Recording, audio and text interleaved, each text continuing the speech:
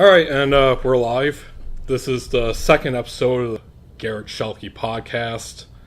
I am the guy that this podcast is named after, Garret Schuelke. And what's the date today? The 30th. Yep, December 30th, 2017. 2 days until New Year's.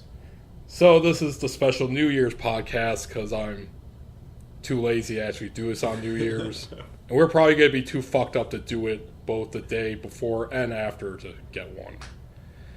And today's guest is my longtime homie / editor, Zach Elmblad. Yo. Yeah. How you doing, man? I'm good. I'm great. I could elaborate if you wish. Yes, please elaborate. All right, yeah. I've had a super busy year. You know, we started off the year in terms of what Garret and I are working on. We started off the year finishing up the editing on Up Jamboree. And I also released a book of my own this year, which is a photography book, which I was kind of working on concurrently with your stuff. We released yours in March. Yes, right? we did. And then we had a little shindig up in Grand Rapids. Oh, wait. No, we released it... Wait. Didn't we release it in July? Oh, yeah, July. What did we do in March? We did something. Well, very quickly, everyone. Zach and I were talking before this podcast, mostly business stuff, and I told him, I was thinking we should just do, a year in review kind of thing. Yeah. We just talk about our many adventures, and then, as usual with this podcast, just about wherever we want, wherever the wind takes us. The wind takes me places. That's where I go. Don't we all? Yeah. Oh, God damn it. It's still recording, but yeah, this computer... Windows 10 needs the latest security updates. No, it does not. It probably does, but not right now when I'm fucking recording a podcast. Fuck you, Windows. Fuck you, Lenovo computer that I've got specifically for this podcast. Alright, so let's get back on our narrative there. Sure.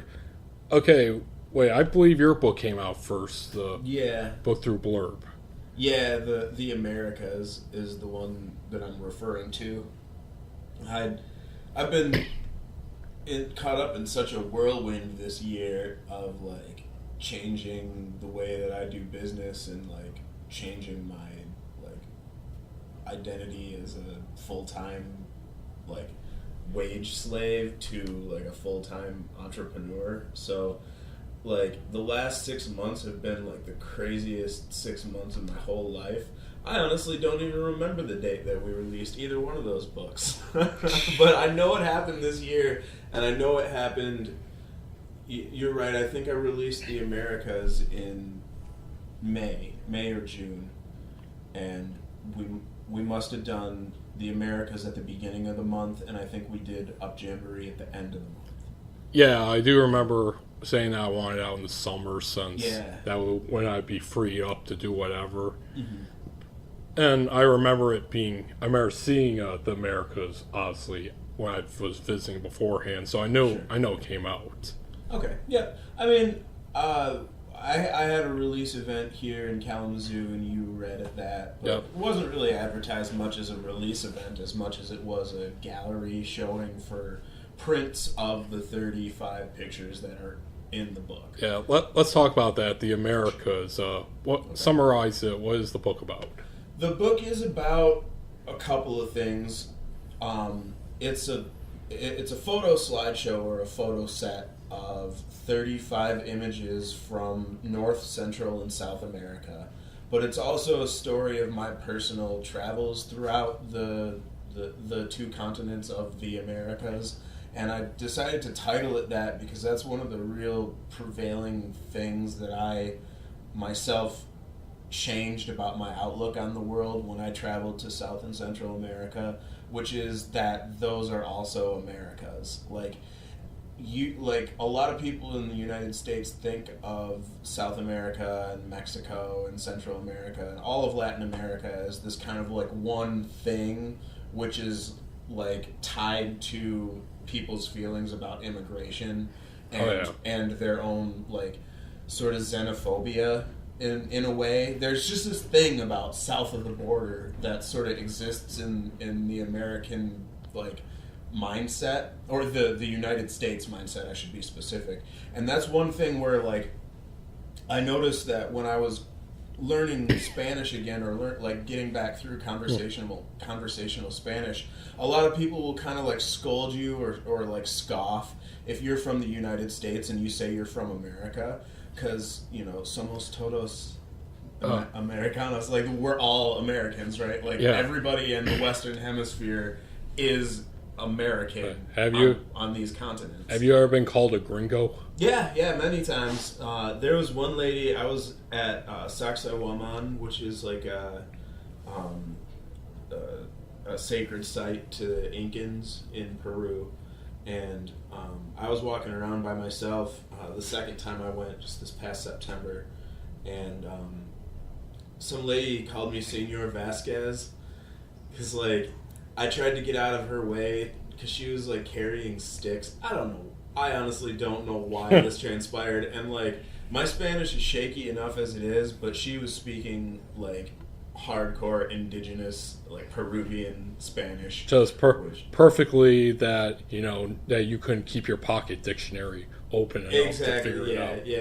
And there's a lot of like influence of the Quechua there as well, which is like the indigenous Andean language. So like people speak Spanish kind of as the common language. Like the language she would speak at home is not Spanish, it's Quechua.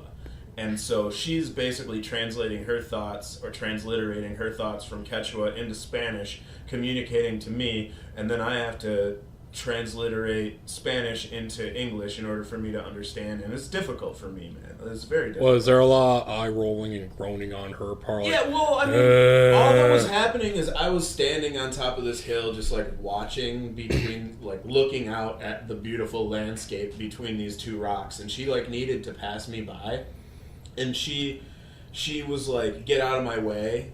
And then she called me Senor Vasquez, which is, Vasquez is... Well, yeah, because as I'm imagining it now, very comically, I might add, there's you standing on top of the world, you got your hands on there. You're probably nodding in approval like, this is the way life is. Yeah. Then here comes this local who's probably seen this view hundreds of times in their life. Just like, fucking American. Yeah, basically, and so I tried to get out of her way, and then she kind of like barked some words at me, and I thought that she was trying to get me to help her carry this bag of sticks because she had bad legs, is basically what I was getting out of this conversation. Was she an old woman? Yeah, she's an old woman that was about as round as she was tall, and she was carrying a fabric shroud that had been wrapped with a literal bundle of sticks. Like it's just like 100 sticks that were like lashed together and then bound in this fabric thing that she had slung around her back. Basically, it's kind of like the stereotype that all us Americans who have never been there probably imagine. Yes. Through movies or through like some History or Discovery Channel show about it. And so she throws this bag of sticks and walks down the steps. It's like 3 steps. This is not a dramatic staircase of any kind. It's not like an epic stone staircase. It's like 3 wooden planks in the dirt that are there so you don't slide on the stone. And she like picks it up, looks at me, and like harumphs and just waddles off. And I'm like, I don't know what just happened to me. Like, I don't know if I was being culturally insensitive. I literally don't understand what happened. So anyway, in an effort to try to encourage people to understand themselves and their place in the world, so to speak, I wanted to put out this book called The Americas. And I take it there wasn't a picture of said woman as she was yelling at you. Of course not. But I'm not a photojournalist, man. I'm not going to start taking pictures of people as they're yelling at me because I'm like, first and foremost, a pacifist, and secondly, I'm really against confrontation, especially on the grounds of like cultural misunderstandings. Like, I'm not going to fight with this lady. Oh yeah, ladies and gentlemen, I have had many conversation with Zach about his adventures, and I'll tell you firsthand that yes, unless you are absolutely lying to me, which I do not believe you are, you are a very respectful person. You're very knowledgeable, and also I wouldn't say go off the beaten path, but you don't do like what a lot of Americans do. You know, you don't shack up in like resorts or anything. Yeah. You don't take guided tours where it's all nice and safe and government funded. I've been on some of those things. Yeah, I don't like them. You've probably been on them, but you don't just like immediately shack up in your resort and don't mingle with the locals or see exactly the very safe local sites. You literally just go straight out there into the world, be that borderline vagabond. Yeah, I definitely book promotion. Yeah, but that's a little plug for my most recent novel, which is Borderline Vagabond. And it's, for me, all of these writings and my music and my photography, my art photography is it's all sort of this one source, and that source is like my interpretation of the world and how I choose to find identity in it. Yeah.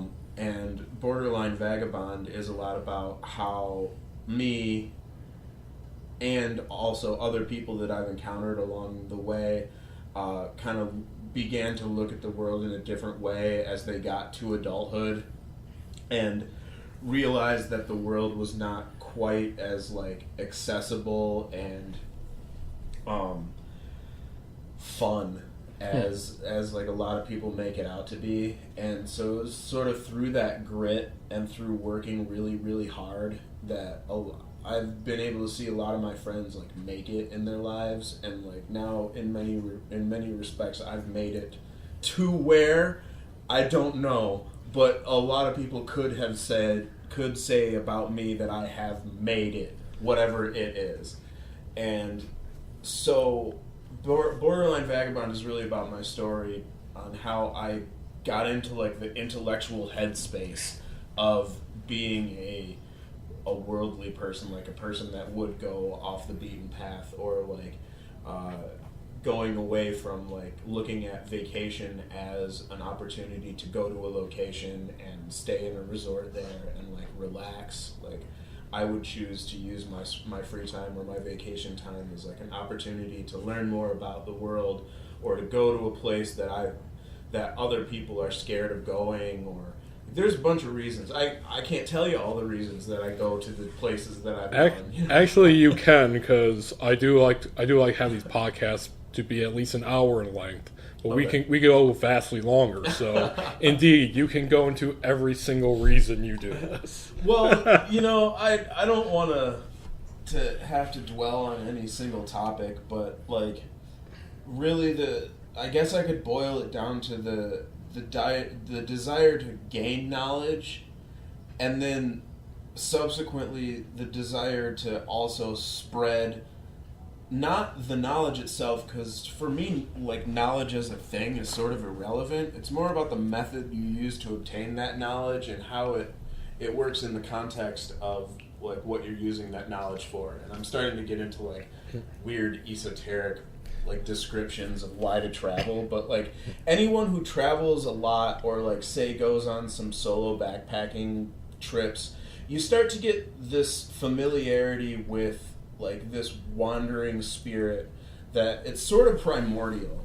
You'll encounter these people, and that's why I called the book Borderline Vagabond, because I never fully crossed into this world of what I was being exposed to at the time that I wrote that was I'd go to Chicago and meet those street kids that hang out at the train switching yards, and there's a whole culture of kids from the desert Southwest and from everywhere. Really.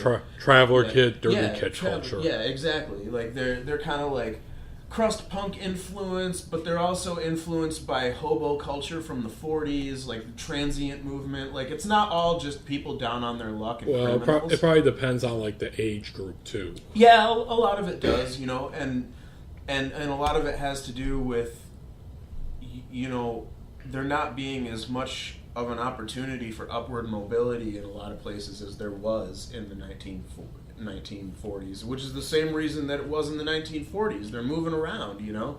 People are coming back from war, like they're sort of checking out of the whole, like, buy a cookie cutter house in the neighborhood and have a family with 2.5 children and a dog. Like the whole white picket fence idea, you know. Well, it's not just the idea, it's just that and that's a whole nother discussion. But those opportunities are just not available for various reasons. Yeah. And also, when it comes to traveling in that manner, it's changed too, like with security and technology, for example. You know, there's, besides a lot more options, it's hard to just say, hop on a train like, you know, you're in a Woody Guthrie song. Yeah. I mean, there is, to a certain extent, like, train hopping that happens. Oh, there's plenty, actually. Yeah. A lot of those kids, what they'll do, though, is they'll, like, sit out there with their dog and a guitar, like, on the street corner and busk. And they'll busk enough for bus fare or train fare to the next town. Like, they'll sit outside coffee shops. Oh, I know. I've had plenty. I actually have a lot of friends who have described me many of these adventures. Yeah. Some of them are good people, some of them are not so good. Yeah, and you know, well, even judging people as good and bad, that's another thing about Borderline Vagabond, is I was trying to demonstrate and discuss the fact that there really is no good or bad. Like, it's just people and things that happen and interactions, and you're sort of like judging each other by the worth of your own word, you know? Like, if you start catching people in weird lies on the first time that you meet them in a strange place, you're just going to grow mistrustful of them, you know?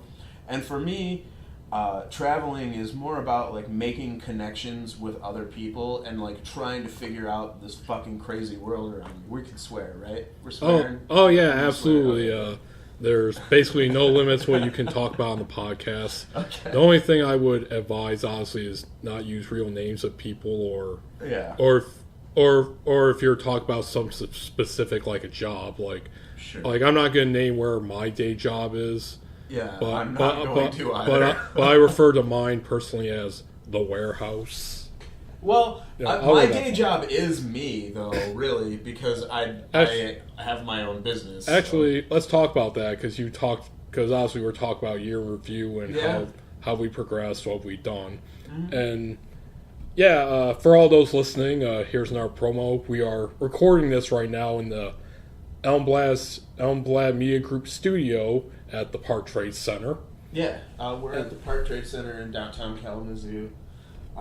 Which is like a big factory that's been divided into like 120 or something small spaces for creative people. This is a pretty common thing in many cities around the country, and even worldwide, actually. It's a lot of history behind it. Yeah. And it's also haunted, apparently. Yeah, there's some little hauntings going on. Apparently the biggest fire in the history of Kalamazoo happened on this site in like the late 1800s. A boiler exploded or something and burned of course a bunch of stuff.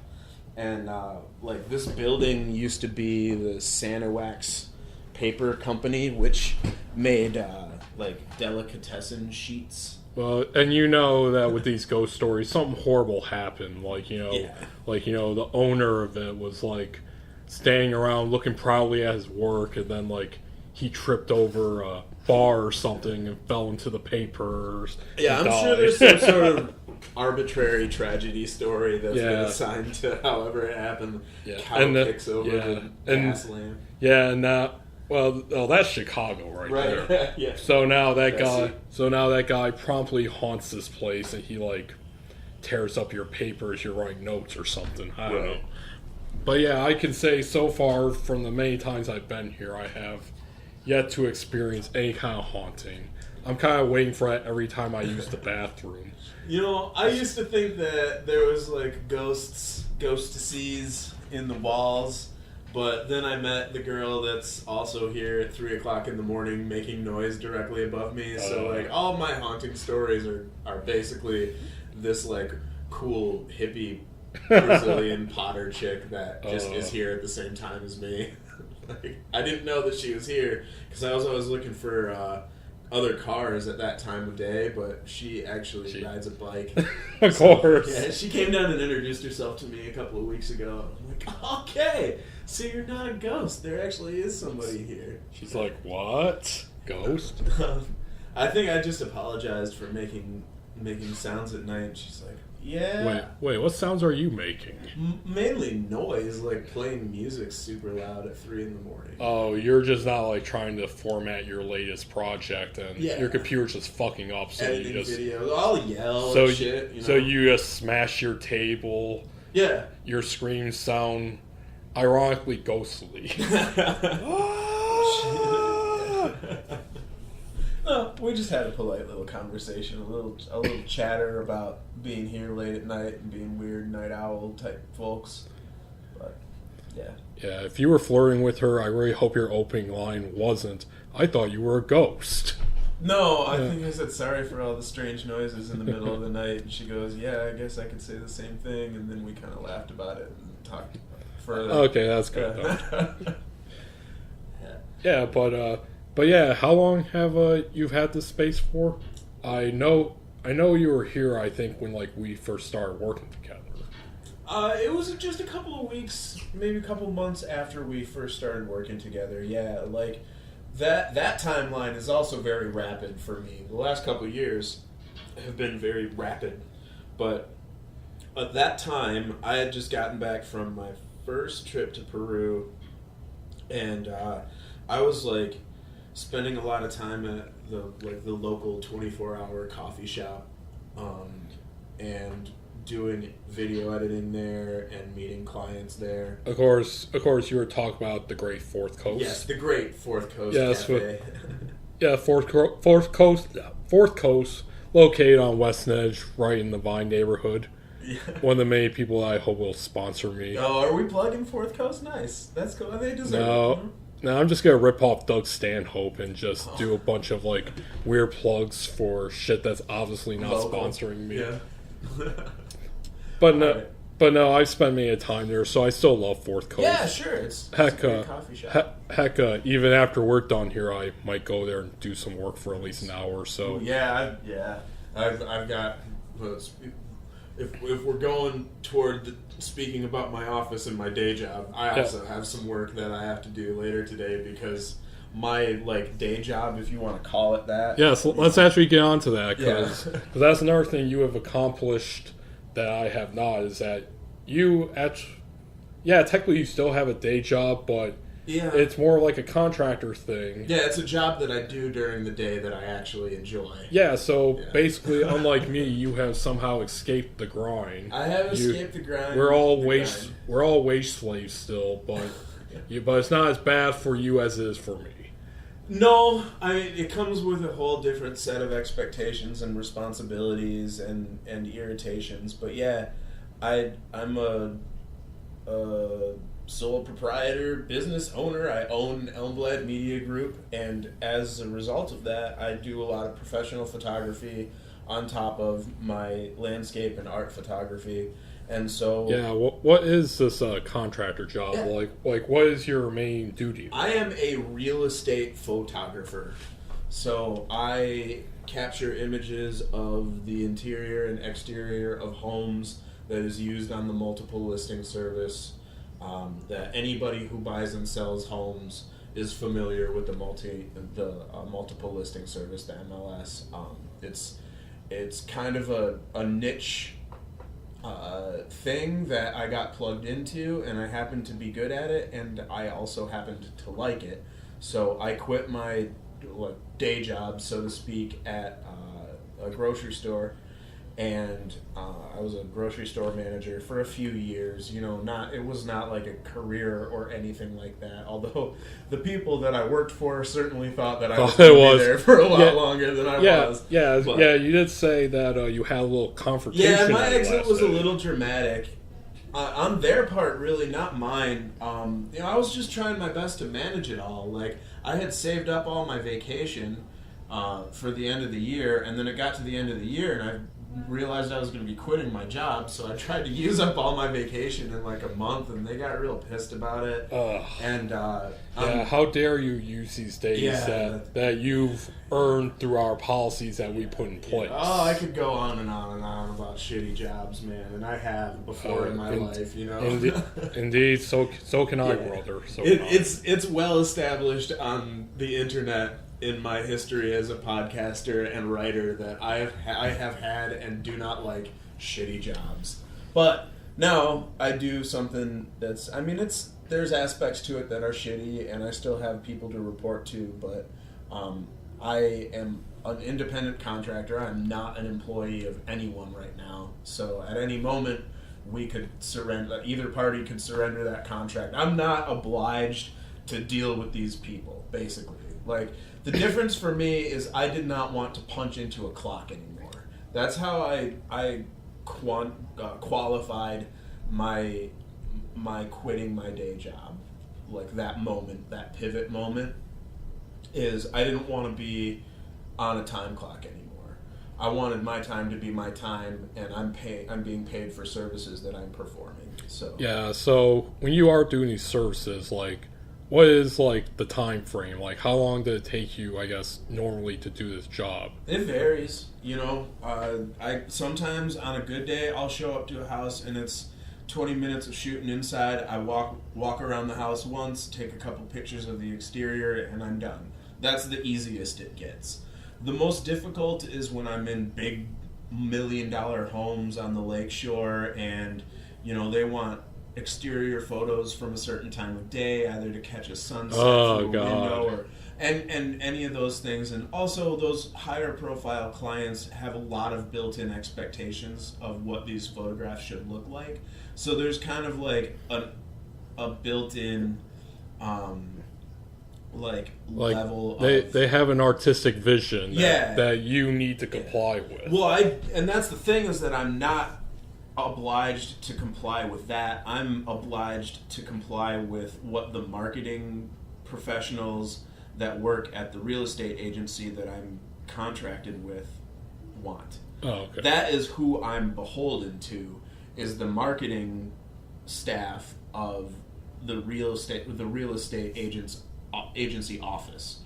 And so sometimes those two parties disagree, and I'm forced to be a mediator. Oh God! In that argument, and it's really it's the same workplace crap as anything else. It's, do you take pictures with the lights on in the house or with the lights off? I mean, it's really those kind of simple things. You know, should I apply vibrancy enhancements to the color spectrum so that the grass looks greener, or should I not? Because there's brown spots in the grass, and that should be identified in the photograph. So it's basically a balance between photographing what's real and making the photographs make it look good. Look good, yeah. But has there ever been, obviously, do you have a good stories out of this? Like, was there ever a client where they want you to do something so extravagant, and you're just looking at them like, God, just let me take the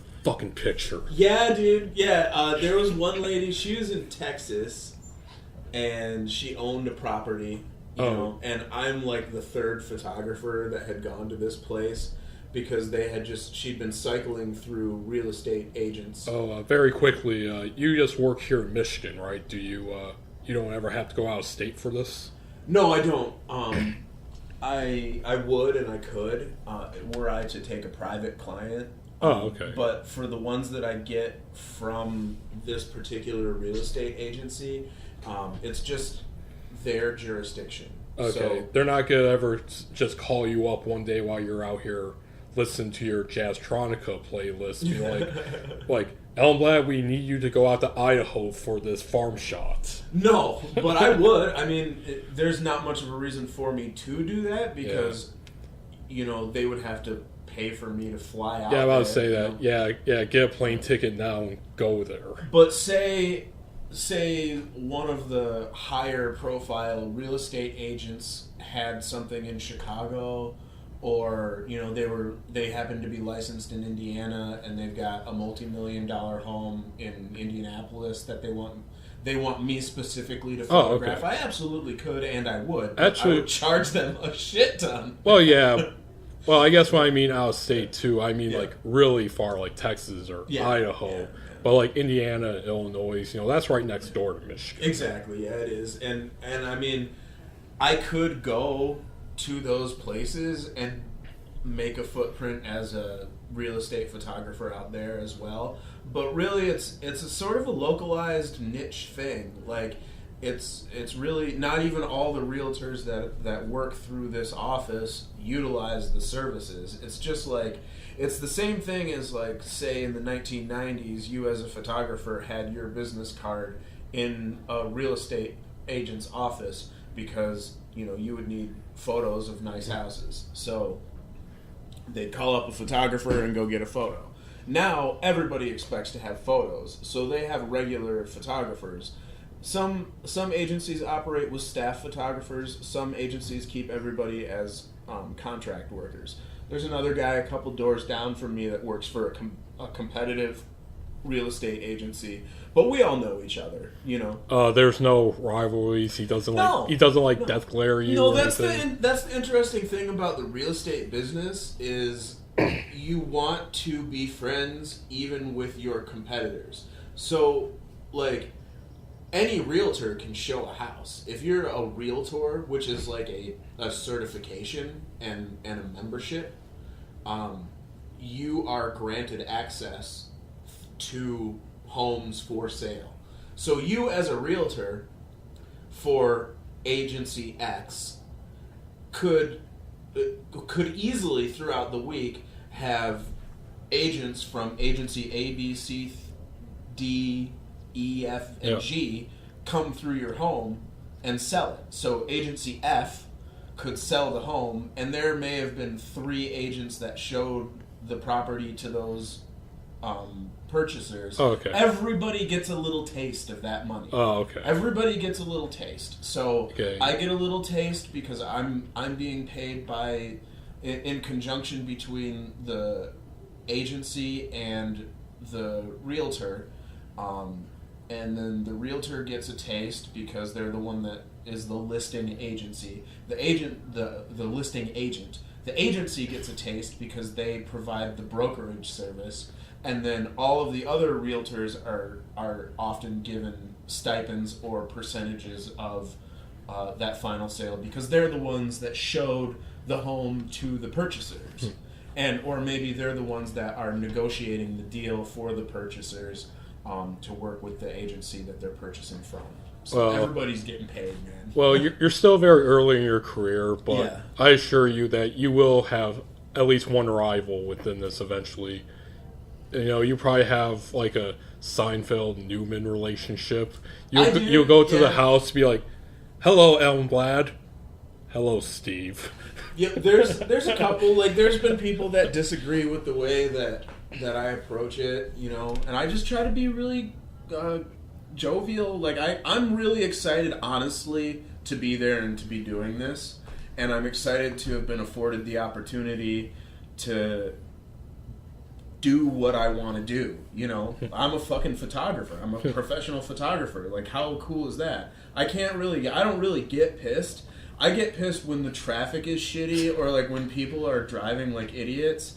Or like when I get screwed over by the realtor because they don't have the key at the property. Or they're just really cunty. And there's not even really a lot of that. Like, they're professional fake people. Like, they design their entire persona to be likable because they have to deal with large amounts of money and people's properties. Like, as for every person that's just a rich asshole that has a bunch of properties that they buy and sell to each other, there's also like the mom and dad of like a big family, and all the kids are in their 30s, and they're selling the house that they've had for 30 years, 40 years, and they're moving into a condo in Florida or something. So like they're super attached to the property, and you're walking through and you're like, oh my god, dude, there's like dog claw marks on every closet, and this like there's like piss stains on the furniture. Like when I've been working with you on Hub Jamboree and these upcoming books that I want to do with you, which I'm basically published through my Bakuna Incorporated label. Right. And even with Andrew Van, shout out to Andrew, who's doing the illustrations. You know, with you guys, like, I try to present a vision, and unless there's like something really specific, I attempt not to get too aggressive or cunty with you, because I don't want to be one of those people who are just like, do it this way, do it that way. What you're fucking up. Do it that wrong. Well, there's so many archetypes of people in general. And I mean, if you want to swing all the way back to what we were talking about in general, like, I definitely credit my world travel experience with giving me the mental fortitude, the patience, the patience and the conversational skills to deal with anyone. I deal with everybody. I deal with people who've got mouse shit and like stuff's hanging out of their ceiling, and like they're still, this is my property. You know, and I'm like, this is not property I'd be proud of, bro. It's basically, it looks like something out of an episode of Hoarders, but they want you, the photographer, to make it look like something out of Lifestyles of the Rich and Famous. Yeah, and I also go to those kind of houses where it's like, you walk into this home and you're like, I have just walked into the cover of a magazine. Like, real bougie, like gorgeous teak wood library framing, portcullis, whatever. I don't even know enough landscape and architectural terminology to describe the cool ass shit that I've seen in houses, man. They literally have like the wife coming down the staircase in a flowery dress. They got the butler who looks like Alfred from Batman. Everything in between, man. I've seen it all. And I've only been doing this for 6 months, and I've seen everything you could imagine, dude. I've seen everything. But like, what's really funny is everybody seems, they're like overly apologetic, because they like, when I walk in that home, 75% of the time, it's the cleanest that house has ever been, ever before. It's the furniture's all straight, everything's vacuumed. That's if there's furniture in the place. But like, I'll go in there and it's this like $1 million home, 500,000, whatever. Like, housing prices make no sense outside of Michigan, so there's no reason to really talk about the value of these homes. It's more about the perceived like level of quality that people have. And so like you'll in the morning you'll walk into a shack that's literally in danger of falling over, and then later that afternoon you'll walk into one of these gigantic beautiful homes and they'll be like, oh, I'm so sorry, I meant to wash this spot off the granite countertop. And I'm like, I was literally, like, I had to wash my shoes because there was cat shit on the floor of the last place I was at. Like, you're good. In fact, I'm the dirtiest thing in this house. yeah, you see, these are Air Yeezys I'm wearing. You know, you need to repay me for the cat shit that happened. I'm putting that on your bill. The most cunty people, the most irritating people so far have been the real estate speculators from Illinois that don't know what they're getting into when they buy into the Michigan market. So, yeah, they expect, oh, it's Michigan, they're poor here, so I can hire a contractor tomorrow. Well, any contractor worth a damn in the southern half of the state of Michigan is booked until 2019 right now, because everybody that hasn't been able to make all of the construction plans that they want for as a result of this economic depression, there's a bunch of money in Michigan now. Like, we're doing all right. So all these contractors are just booked solid. So these people are coming over here, they think they're going to flip a house in 3 months, and it ends up being a 2-year process. Yeah. You know? But I don't know. I don't know how long you want to talk about real estate photography. Well, let's move on. I wanted to add on to the rival thing. Is that I've never been in that rivalry, rivals, but I've never been in that business, but my brother used to be. He used to be a salesman here in Grand Rapids, actually. He used to basically, like, was a salesman. He would, like, sell supplies and parts. Like, he would go someplace, be like, okay, you need how many pounds of screws? Sure. Stuff like that. But they would have their territories. Other contractors would have their territories, but sometimes they would intersect. My brother has numerous stories about him, like, having to run in with rival companies. You know, like, these guys would act tough. One particular instance, I guess, like, my brother made a big sale, so it was like, fuck yeah, you know, fist pump when you get into your truck. Yeah. He is passing by one of his rivals, the guy just death glares him, slows down, and then big middle finger, sped away. No, dude, there's none of that. I have colleagues that have the same position as me, but, like, there's a couple of us that do west of 131. There's a couple of us that do east of 131. Like, it's divided up in a couple different ways. It's also based on, like, where everybody lives, because, like, some people live closer to Battle Creek, some people live closer to, like, Paw Paw Lakeshore area. Like, so since it's easy for me to get on I-94 and 131, I kind of, like, live near the T of those roads, like, or the intersection of those roads. It's easy for me to get anywhere in the state on the southern half, really. So, you know, Kalamazoo is sort of uniquely poised to cover a lot of territory. So there's five photographers with this company, 4 of which are active. And we basically got, like, a guy that does east. You know, we basically cover, like, east to I-69, west to Lake Michigan, and then from the Kent County line south to the state line. So that's kind of like our chunk of the state of Michigan that we operate in. And I take mainly the western half of that. So, like, I'll be going to, like, I was in Plainwell this week. I was in St. Joseph this week. I'll be in South Haven 2 weeks from now. And that's just what I have booked. You know, it changes every day. And ladies and gentlemen, this is a plug actually for Elmblad Media Group. If you have your own media needs, photography, video, editing, hit up Zach. We'll do those plugs at the end of the show. But yes, you are available for work outside that. Yeah, right? I'm available for all kinds of work. My objective at this point is to sort of offer a one-stop shop kind of a la carte services. So, like, I'm doing contract web design work. I'm doing contract graphic design. I've done catalog images. I've done restaurant menus. I've done people's logos. I did a logo for you. I've done other people's logos. Ladies and gentlemen, the terrific logo for the Garret Schuelke podcast was created by Zach Elmblad. Yeah, boy. Original idea, original image, do not steal. Yeah. But yeah, everyone. So hit up Zach for your media-related needs, unless I'm specifically working with him on a project. But then you offer something that's higher paying in value. Go fuck yourself, though. Well, I appreciate all forms of currency, high and low. Yeah, you know, I like to work for money. Yeah, well, yeah, don't we all? But, you know, I don't want to be like, oh, it's been like 3 weeks. I should contact Zach on how he's doing with the formatting. Yeah. I get on there. Hey, Zach, how's it going?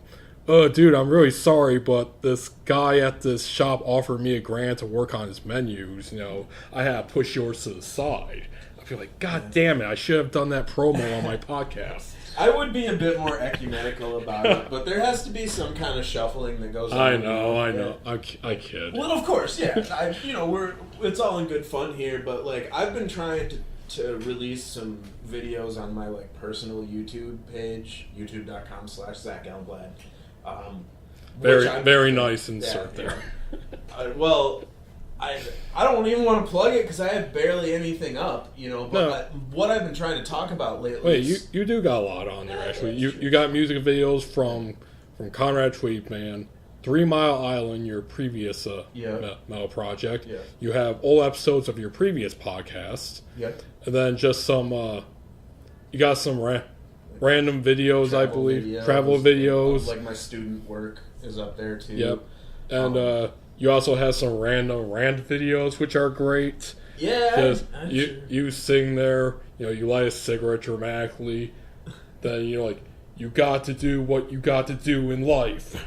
Basically, and that's what I was about to bring up, is like I've been trying to talk about an approach to living that is conducive to being an entrepreneur, or like to making your like dreams of doing what you want for a living a reality. And since I'm like sort of living that right now, I want to like offer the chance for like people to get up to my level, and I also want to start interacting with people that are a higher level on this like whatever goal, this ladder, imaginary ladder that we're all climbing, like I want to be more successful, but that means to me that I encounter more and more capable people in my life and make connections between them. So it's all like, now I understand when people talk about how like being successful is all about networking, or like it's about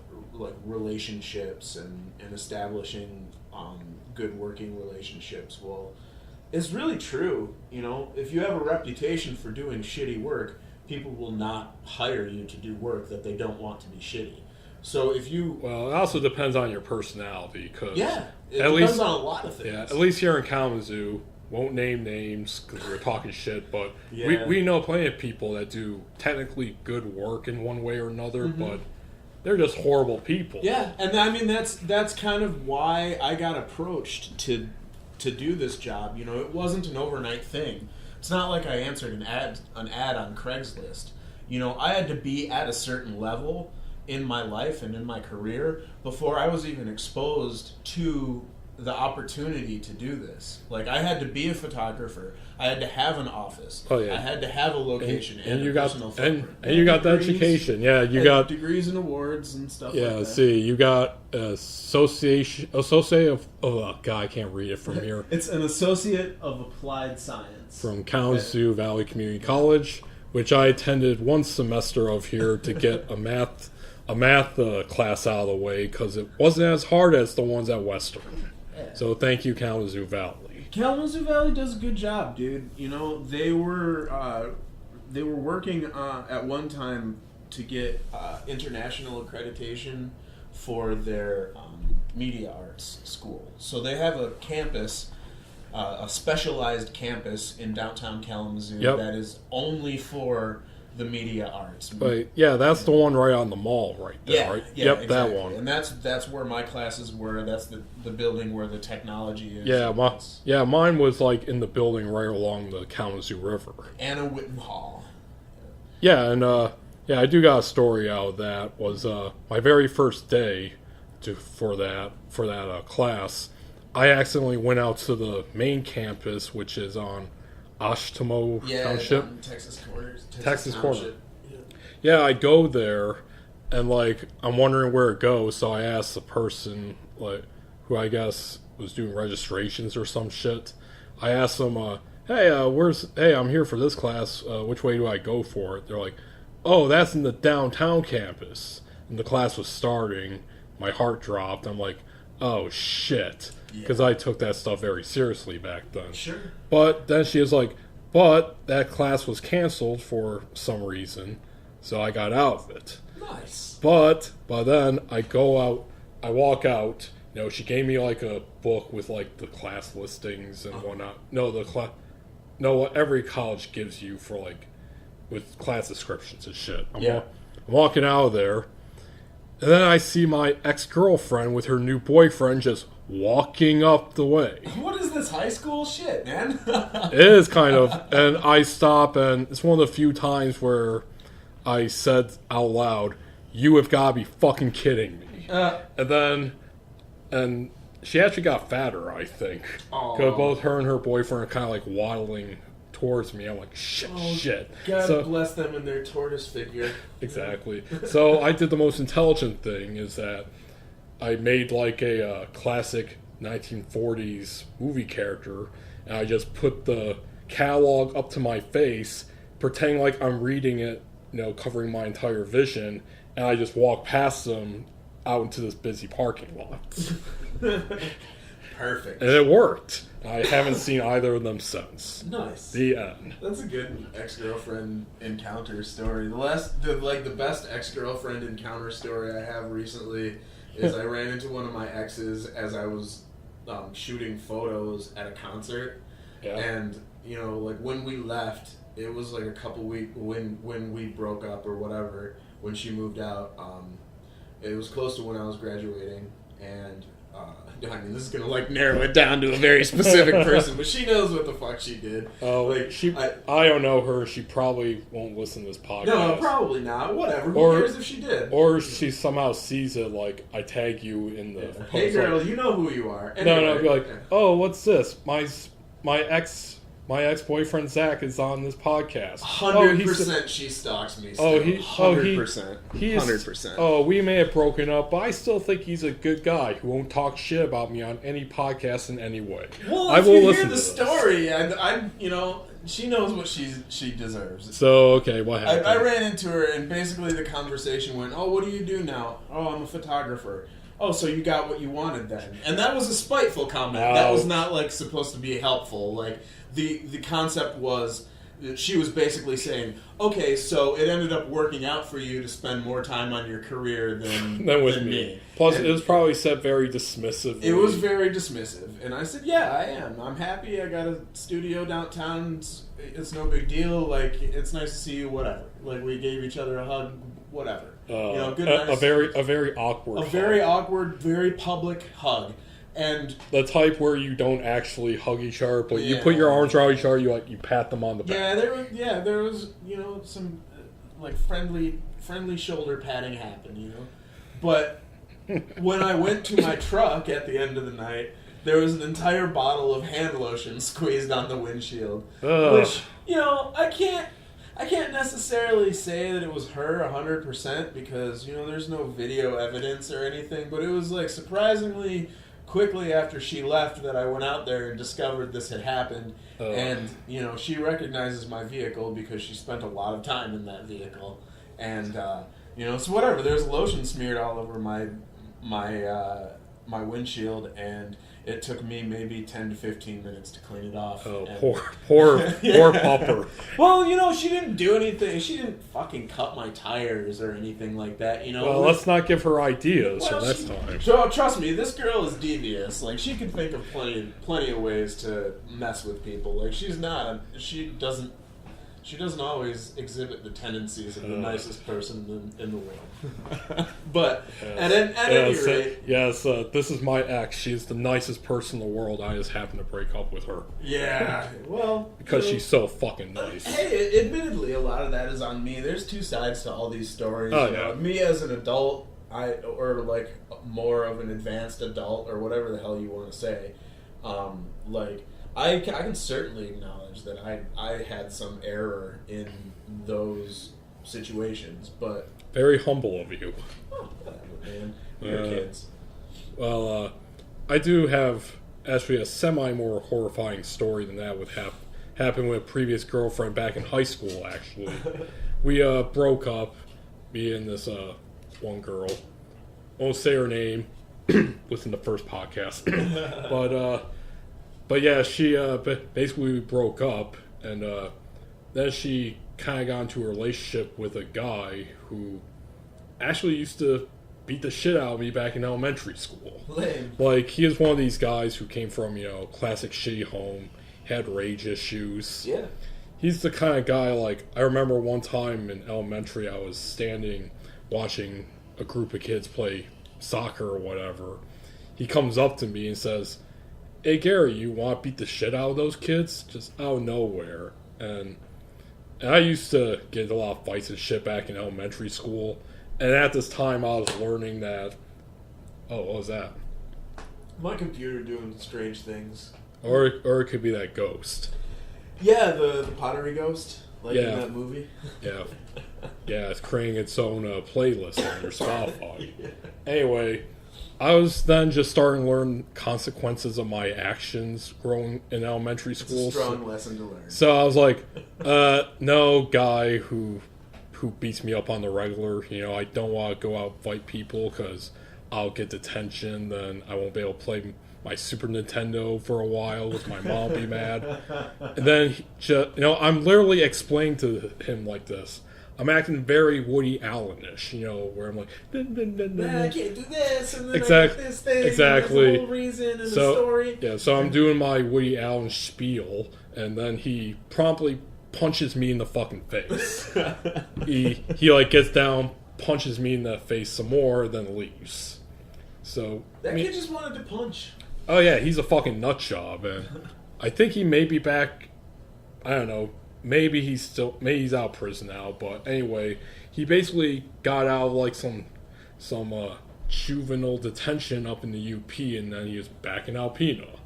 And my girlfriend and I broke up. She decided to hook up with him.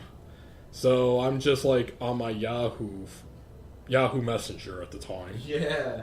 Oh fuck yeah, that's a throwback right there. But I then get a message from some random person saying, hey, I'm going to come to your house and fucking kill you tonight. Oh, great. And then I don't know who this is. I'm trying to inquire. They're all mysterious, like, you don't know me, and you won't even see me coming, so there's no reason for me to tell you my identity. Oh, man. So then we started talking. He's like, you don't know the pain that I've been through. And I'm like, oh, yeah, dude, I've had some fucked up shit in my life, blah, blah, blah. He's like, don't you try to fucking compare yourself to me. You're a dead man. So, of course, I took this very seriously because I did not know how the internet worked back then. So I tell my mom, which, by the way, I was trying to figure out who it is. Then I remember this guy who used to beat me up, hook up my girlfriend. Mm-hmm. I'm like, oh shit, him. So I tell my mom, and this guy gave a specific time. He couldn't be more cliche either. Right. I'm coming to your house at midnight and killing you. So I literally my mom and I wait up till midnight to see if this nut job that I thought it was would show up and at least try to break in. Right. He didn't. Then I confronted my ex via Yahoo Messenger the next night and be like, Yahoo drama. Yeah, I told him like, hey, I think your ex is threatening me.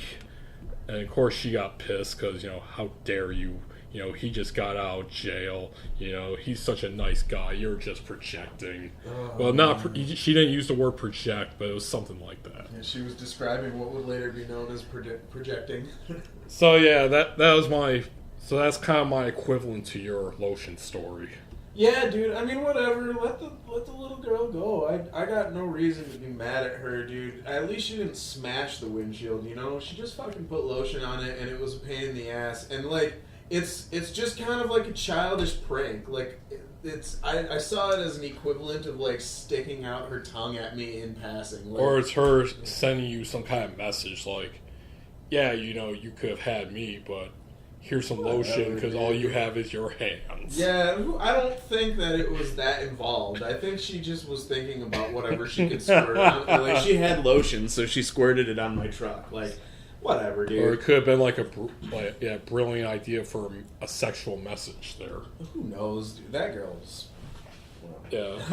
Okay. Let's talk... Okay, so this year, besides having an awkward encounter with an ex. Yeah. So you have your media group here, which has been very successful. Yeah, surprisingly successful. Still ongoing. Astoundingly so. You have your contracting job, which has been going very well for you. Congratulations, homie. Thank you. And also, that's another thing I like to talk about is your travels this year. Like, you went back to South America. I did. Yes. I sense some hesitation on your part here. Well, there's not a whole lot to talk about with my second trip to South America because it was really the only vacation that I've taken this year. And so I really kind of sat on ass. Like, I hung out with this guy named Clint from somewhere in England, and he was a funny story, dude. He came in, he looked sick as a dog when he came in, but he was the only other visitor at the hostel that was English speaking, and the girls that I went to Peru with this time, this was kind of their vacation time too, so they slept a lot, they weren't used to the altitude, so they kind of had a hard time moving around, and I'm used to that shit, so I'd be up at 7 in the morning, 6 in the morning, like going to the market and getting juice and like drinking coffee. Like I did a lot. That's the thing that I did most on my trip to South America most recently was get up early as balls, drink espresso and pineapple juice, and then walk around. That's really the extent of what I did. Well, yeah, this is vastly different than the previous adventure you told me of last year, which I think involved a hostel, I always stay in hostels. some chemicals. Yeah, there was all sorts of madness on my last trip to Peru. Some guy offering to suck your dick. Is that it? Or am I mixing up your adventures? Wow, that was on the Appalachian Trail, I think. Oh, wait, no. Some guy be like, "Let me suck your dick, white man." Oh, that was in Belize. God damn it. That was in Belize. Yeah, that guy was very weird. My apologies. I'm getting your sexual harassment stories mixed up. Oh, yeah, dude. No, that was the, Rasta guy in Belize. Yeah, he was like, I want to suck your fucking dick, white guy. Oh man, that was crazy. He's yelling this from the 3rd floor balcony as me and my buddy are walking away, having just checked out of their hostel, going to another hostel. He's like, I want to suck your dick. Okay, this is very bizarre. Okay, well, actually, where is Belize exactly? Belize is on the eastern coast of Central America, directly south of the Yucatan Peninsula in Mexico. Okay, so, I guess this kind of goes back to the Americas book. Yeah. How many countries in the Americas have you stayed in? And I mean, stayed in, not just you passed through and checked out. Exactly. Yeah, no, Canada, Belize, and Peru. That's it. My travels are super limited in North, Central, and South America. Well, not North America. I've been all the hell over North America.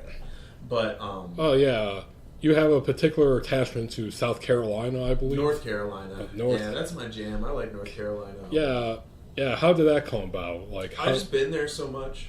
I had friends that lived there. I have friends that live there now. I wrote about North Carolina in Borderline Vagabond because one of my friends that we kind of had that same coming of age realization around the same time. He was living in North Carolina directly after having lived in Washington, D.C. So when I was crazy about politics, and I ended up going to the Barack Obama's first inauguration in 2009, he and I really established this sort of this depth of our friendship that got it to this point where I would just go visit him in the place. He has a family now. I haven't seen him in years, but I still talk to the guy.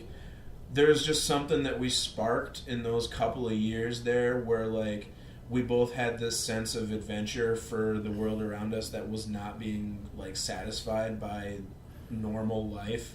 And so he ended up going in a different way with it than I did, but we had this really crazy weekend with some strippers, man. And it became the book, right? It's not nearly as dramatic or weird as the book made it sound, and parts of that book are made up, and I even talk about it in the book. It's not reality.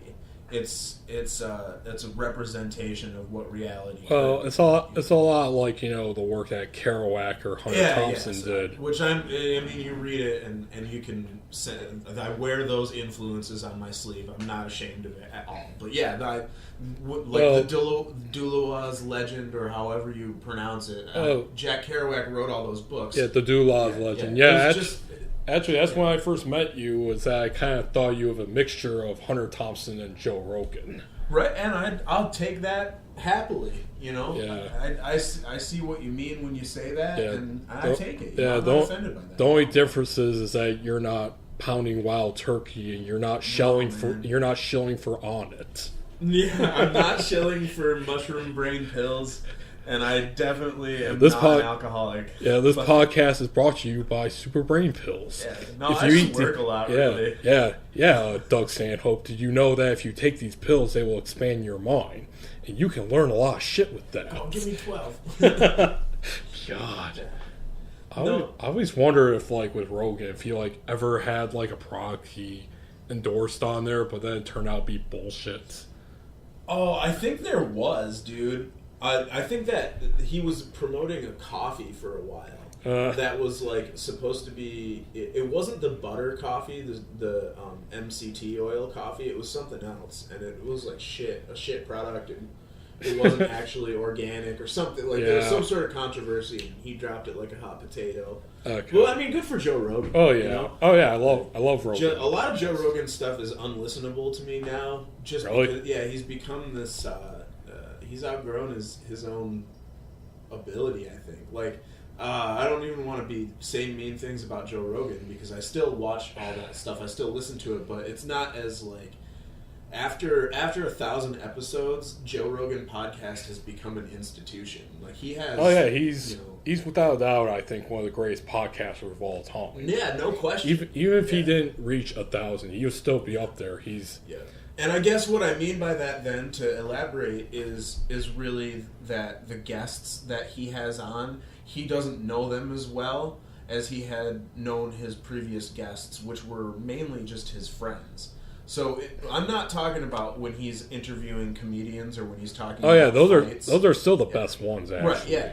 I'm talking about when he's talking to doctors and climate change specialists and, like, Milo. Oh, God. Like, he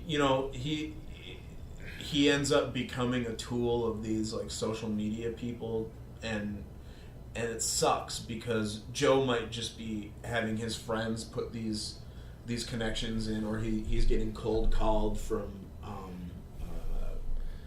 publicity agents and things like that. But well, if that's actually true, you and I could probably try to get on the podcast. We should, yeah. We should. I'll fly out to LA and talk to Joe Rogan.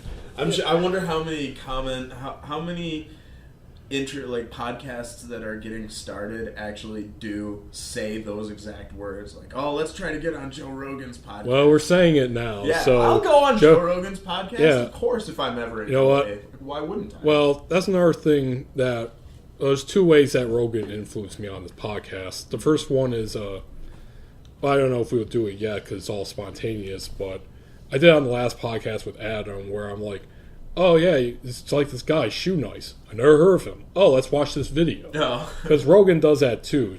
It's kind of become a meme, like Jamie pulled that up. Yeah, young Jamie. Yeah, so using media and, like, showing you stuff online while we record reactions real time, that's been one influence. Yeah. And another thing I'm going to do, maybe within the next week or two, is that to help promote the podcast and that, I want to take out, like, specific clips and then, like, show them like that. Oh, sure, yeah. Like, I don't know, it would be depending on, like, how interesting it is. Like, for example, if I were to take out the whole contractor dialogue that we had with you, I would then put that up.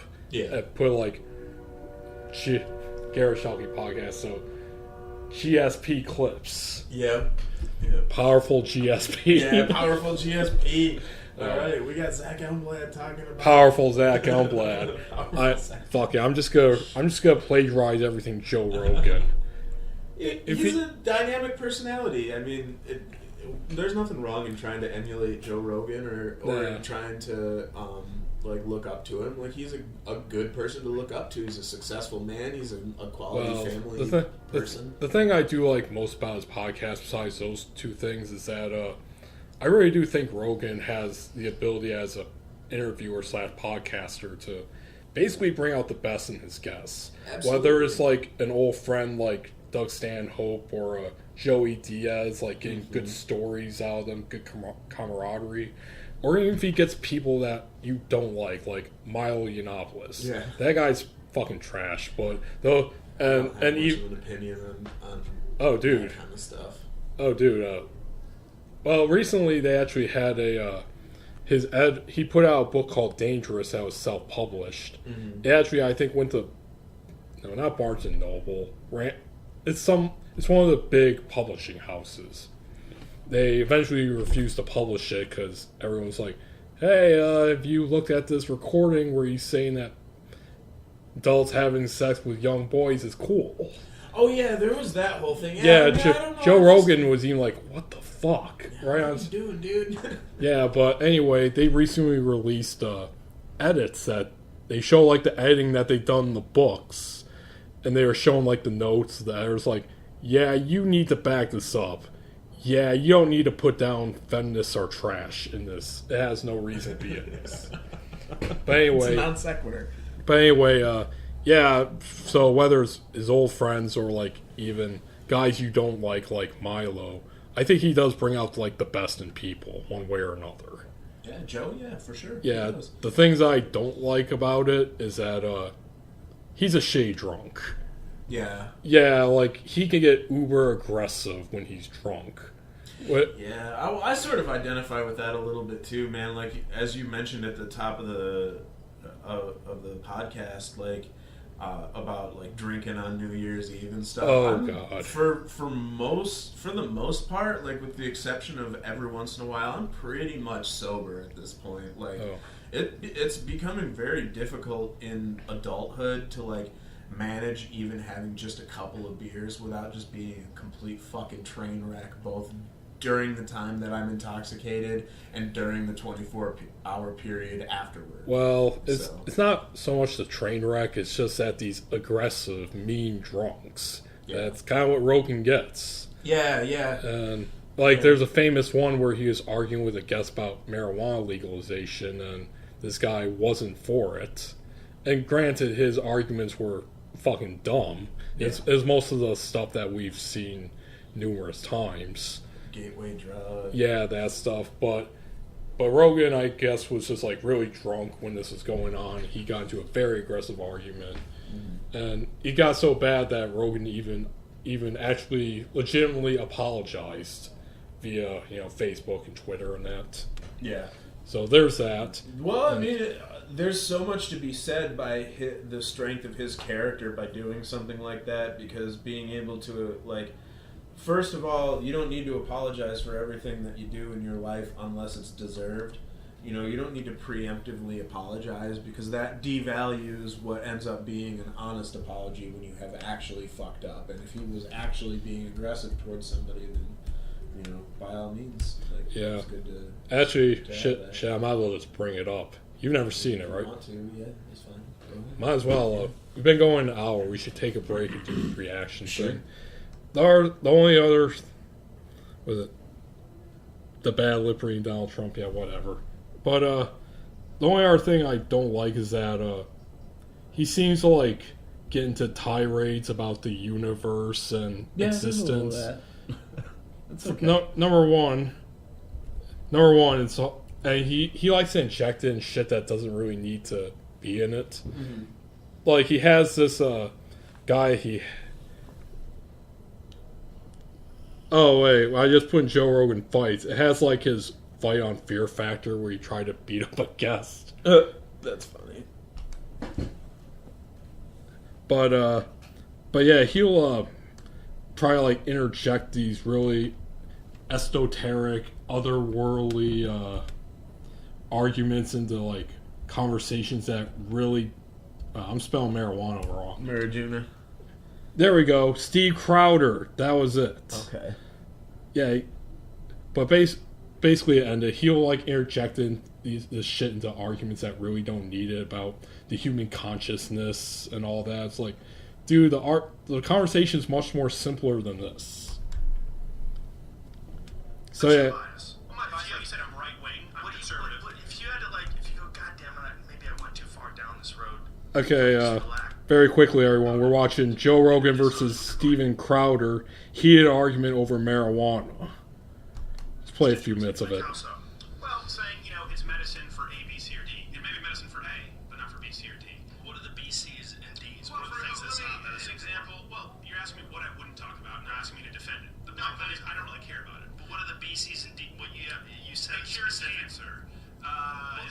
has been shown it helps with cancer about as much as turmeric and ginger. Those things help with anti-inflammatory. Yeah, I know, it's not a Turmeric. I don't like this guy's smarmy. I admittedly don't like the whole it helps cancer argument, but I'll tell that later. Sure. But my issue is, I feel the need to call people out on bullshit when they say, well, the reason it's not is because of big pharmaceutical companies. Go, hold on a second. There are 7 patents on chemical compounds for marijuana right now. The people who stand to make the most out of marijuana legalization are pharmaceutical companies. That's why they make it not true. Well, if you look at the biggest supplement companies, it's owned by the same pharmaceutical companies. You can't patent the one that yes, you can. They patented 7. Yeah, just stay out of Totally can, though. 7 chemicals. No. 7 active chemical compounds in pot that have been patented as drugs. They've gone through the process. There's one that's really efficient to the point where you can't grow pot. Joe. How would you stop someone if pot's legal? Hey, dude. How would anyone? And if that's the truth, then that's a real problem. If pot is recognized as a medicine, right? If pot is recognized, there's no one who would stand to gain more than pharmaceutical companies by providing it as medicine. That's not necessarily true. If people allowed to maybe it's not necessarily true. I'll give you that. But I also think it's not necessarily true that the reason people can't smoke up is because big pharma is sitting somewhere, Martin Shkreli going, no, let's make pot illegal. Shkreli. Well, not that. That's my only point. But there are absolutely people who have lobbied, as we talked about how the prison guard union has lobbied to keep marijuana illegal. There's absolutely Very true. Yeah, companies definitely that have done the true. same thing. It was revealed the WikiLeaks memos. This is where I would say was don't care about this. Where Clinton said that she's against What are you It's doing? easy to get frustrated like What that. are you? though. What are you doing, Joe? Is he? He said he would leave it up to the states. Yeah, that's actually a constitutional approach. But he wants to beef up the war on drugs. You know why? I bet someone slipped him a pot cookie once and looked at his hair in the mirror. No, he's a teetotaler. He doesn't even drink. See, Joe doesn't even look like he's getting excited over telling that little joke. Colorado topped 1 billion in legal marijuana. Jamie sales just in looked that up. 2016. Holla. Yeah. Holla at Colorado. Yeah. But Well, this is really funny considering literally 2 days from now that recreational marijuana is legal and neither one of these people's arguments fucking matter at all. Yeah. And actually, In California. yeah, if we look at others, like Steven Crowder has his own thing where Joe and Crowder talk pot debate, where they just talk about how they just yelled at each other. Yeah, dude. I mean, it's so easy to acknowledge. I bet even 20 minutes after that, they were like, "Oh fuck, dude, we just screamed at each other over the internet for hours." This is a 40-minute video, so I'm not gonna play it all. But yeah, it gets really hyper aggressive. Mm-hmm. I mean, it's funny for you and I because we're watching, but God, can you imagine? You've been invited on the podcast, and then you just got this really drunk host just really aggressive with you. Yeah. God damn it. Yeah, especially Very awkward. Especially someone who has a reputation for being a really good interviewer too. Yeah, I guess we all have our off days, I guess. Hell yeah. I mean, I've got off days too. I know. Plus, it kind of adds to my own personal theory. There's 2 things I believe about myself, fully believe. 2 things. 1, I'm the only good driver in this world. This was kind of exemplified by me coming here again today because I saw about 3 cars in the ditch. Oh, you only saw 3 today? Yeah. And it's pretty clear up until Plainwell. I'm like, how did you crash on these roads? And the other thing is that I am the only good drunk in this world. Like, I'm really the only one that, unless you obviously provoke me or something, I'm super happy, I get conversational. Like, yeah. Everyone else just gets mean and angry and wants to fight everyone.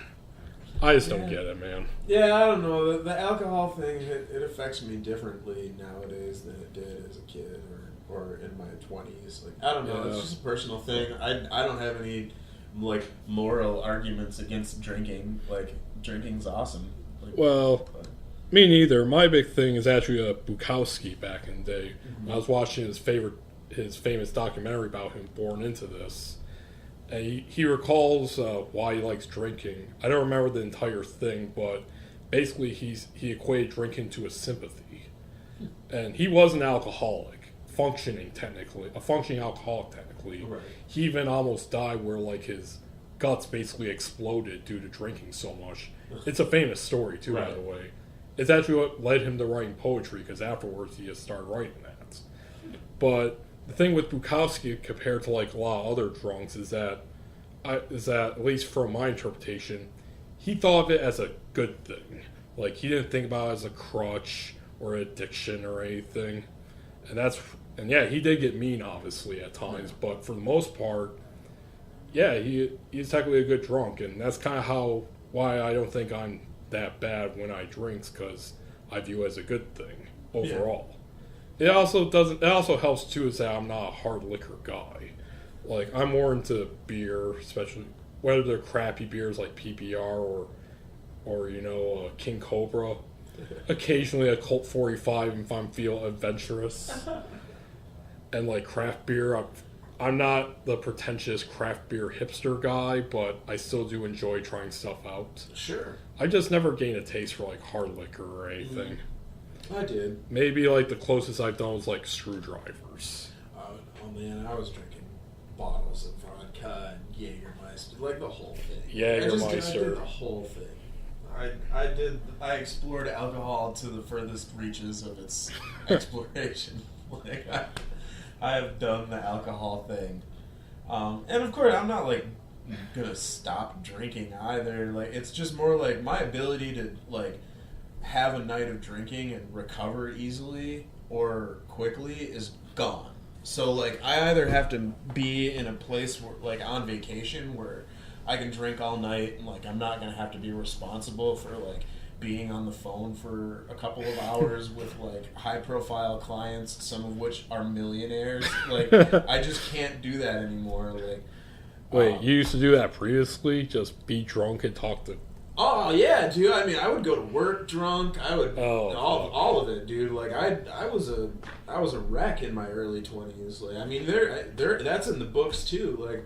Like, I will readily admit that. Like, I was a fucked up drunk for a large part of my early 20s. Would you consider yourself an alcoholic?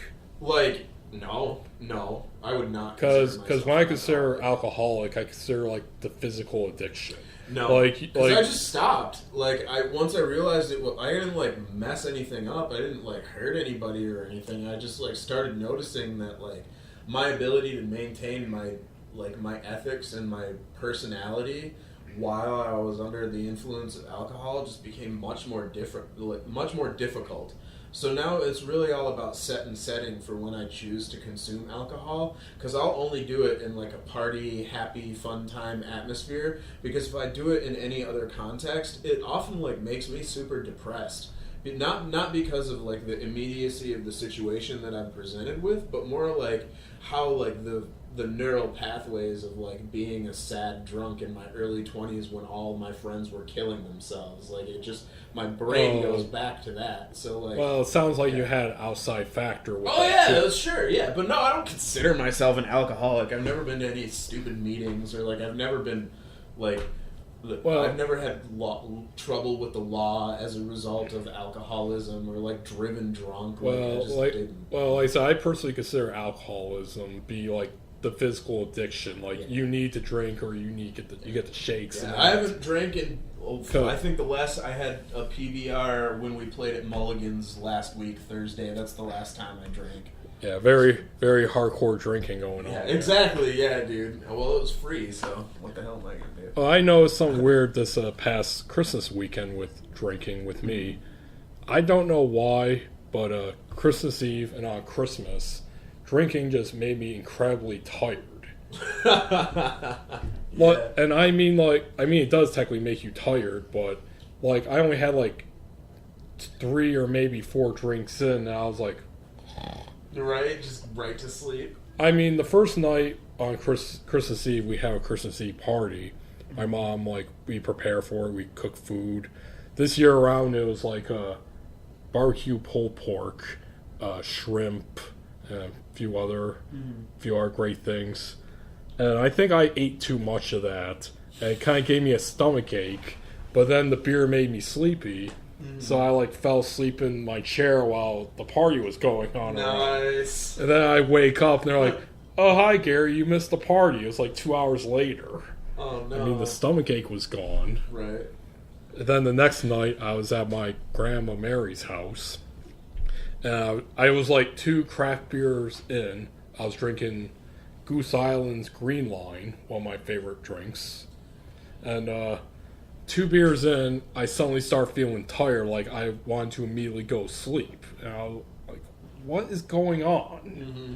It's weird, like... Yeah, I don't know. Maybe it might be a physiological change for me, too. Like, maybe I have the ability to metabolize alcohol as quickly or something, but it just feels differently to me, like, in terms of how alcohol affects my life, or not necessarily my life, like, in the abstract, but, like, my perception of the world around me while I'm under the influence of it. Like, after I've consumed alcohol, the world doesn't seem the same way that it used to seem to me while I was drinking alcohol. Like, it's a different feeling than it was before, and it's not quite as enjoyable or fun, and it's more, like, terrible and anxiety-ridden than anything else.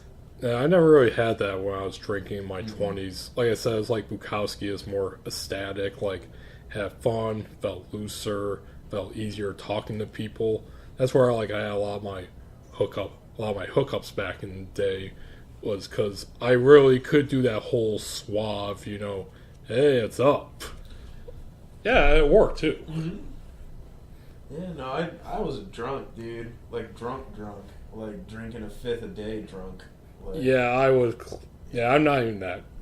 Never that close. Yeah, but I still at that time wouldn't have considered myself an alcoholic. Like, and I mean, there's all sorts of psychological approaches people take to deciding that they have a problem with substance abuse or with the abuse of alcohol. And I'm certain, like, of course, like, my story is not everybody's story, and, like, as the casual, like, preemptive clause, like, I do not suggest that you drink every day and drink a fifth in a day. Like, it's really dangerous. And if you do, though, don't make it into a thing where you feel so sorry about yourself that you can't change, and that's the way things always have to be. Like, you don't always have to drink a fifth in a day, dude. Like, you just don't have to do it. Like, drink a fifth in a day, and then start trailing down from there. You know what I mean? Like, just drink half of it. just over the course of time, decrease the amount of for real though, that you're consuming. Yeah, for real, folks, don't do cold turkey. If you believe that's a good idea, watch the movie version of Trainspotting. Where they force the parents force the main character just into a room, and then he's like seeing creatures crawling along walls and shit. The whole argument to begin with is that your health is the most important part of all this, and that should be the reason that you're not doing all this stuff. Like, the reason that I don't drink and drive is because I really like being alive and I want to continue to be same alive, here. I've only done 2 drunk drivings once, and they're both stupid. One of them I was coming back from I forget where, Holland, I think. So that was stupid. And the second one was like I walked home after a night of drinking downtown Grand Rapids. This was before I got all into Uber and that. Right. And I was like, oh, I'm really hungry. I should go to Yesterdog. But I don't feel like walking 15 minutes to Easttown. Fuck it, I'll drive. Yeah. And I did indeed drive, and I got my food. As I'm eating my food back home while watching YouTube, I'm like, God, that was a fucking stupid idea. I should never do that again. And I never have. No, and that's the thing, man. Like, I don't know, whatever. Alcohol is bad. It has good things about it, but like, essentially, biologically, it's just poison. You're just like poisoning yourself. I don't want to be like sound like I'm part of the temperance movement either. Like, whatever. Yeah. Have a beer with your friends. Like, have a well-crafted cocktail. I certainly continue to do so, but like, drinking to excess is a thing. Like, it's a very dangerous thing to do, and I did it. I don't want to anymore. Personal preference. I would also say that I would call it the 2 worst drunks I've ever had happen to me back 2012 and 2013. Mm-hmm. Actually were so bad that they reshaped my reality. I would say that. Yeah. One of them I called the wine incident. The other one was called the Chicago incident. Maybe I'll get them some other time. Yeah, I've got incidents Similarly, all over Yeah. the place. I've done some foolish things. I'm happy to be alive, you know? Oh, yeah, totally. Super happy to be alive. Totally. Yeah, like, actually here in Kalamazoo, wait, what was that bumping? Oh, that's the radiator pipes. It's- Water. There's a boiler in this building. It's not the radiator ghost, is it? The radiator ghost. Yes, in fact it is. It's the haunted radiator. Yeah. But yeah, actually, I do remember back in 2013, it was after I moved to Grand Rapids, and the Black Lodge, which is formerly a house venue here in Kalamazoo, and I lived in there for a couple of months before I moved to Grand Rapids. I came back for a visit, and what do they call that? God, I should know the name of it because I used to go there a lot. It's that chicken place over on Westnedge, where by the PNC there. By the PNC. It's a chicken shack. Oh, Chicken Coop? Yeah, chicken. How the fuck did I forget that name? I don't think it's called Chicken Coop anymore. Really? Because Chicken Coop is a franchise, like a local regional Yeah. fried chicken franchise. This is now like the Coop The shop or something like that. Oh, like God. it's a private business owner that purchased a building that used to be owned by the franchise operator Chicken Coop that serves a similar menu but is not in fact a chicken coop. Oh, okay. Yeah. Well, the best place to get fried chicken in the Vine used to be right across the street from Fourth Coast at what was once known as the Carousel and The then West- became the South West- Westnedge Market. Oh, God. Malik's place, dude. I love those guys. Oh god, I have a quick thing about that, but to finish out my story, I was drunk and going back to the Black Lodge because I think my housemate Andy like gave me a key because he was out working that night. No one else was around, so he's like, "Okay, Garret, you go out and party, and here's your key." He's a great guy, but anyway, I was drunk or whatever. I got the chicken. I'm walking back to the house with the chicken, and I noticed that the building where I used to drop off my rent at a former place I used to live at had closed down because this is an entirely another story for another podcast, but yeah, this was like your classic Kalamazoo slumlord shit, which resulted in him going out of business and losing some properties. One of them was like this office space where you just dropped off your check.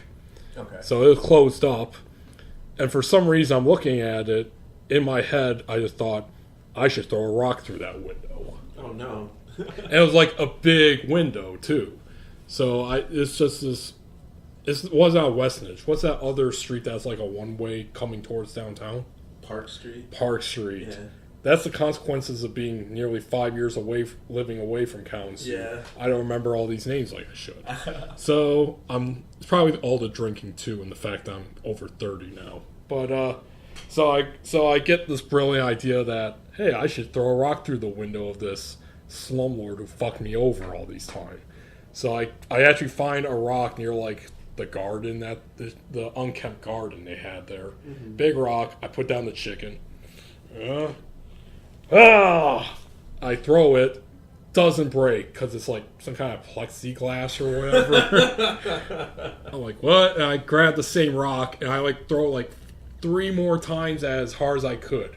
Did not crack that motherfucker. Oh, man. Then it thought through my head, oh shit, you're in a residential neighborhood. Get your chicken. Get the fuck out. Wow. And I did. And I rambled back to Black Lodge and ate chicken while watching Netflix. Nice. So there was no like real world No ramifications. absolutely no consequences for my drunken actions that night. Oh man, I had a friend who had a drunken ramble once. Like he went from a house party in downtown Kalamazoo to when I was working at a burrito shack, like right by campus. So it was like a good 5 to 10 miles that he walked. Wait, was it within that campus lot area You know where they Close to it. Okay, It was down KL Avenue, like West Michigan. Oh, okay. It's in the books too. Like I worked at Big Burrito, which is like a local business. It's not even owned by the same guy anymore. Like no one gives a fuck if I talk about Big Burrito.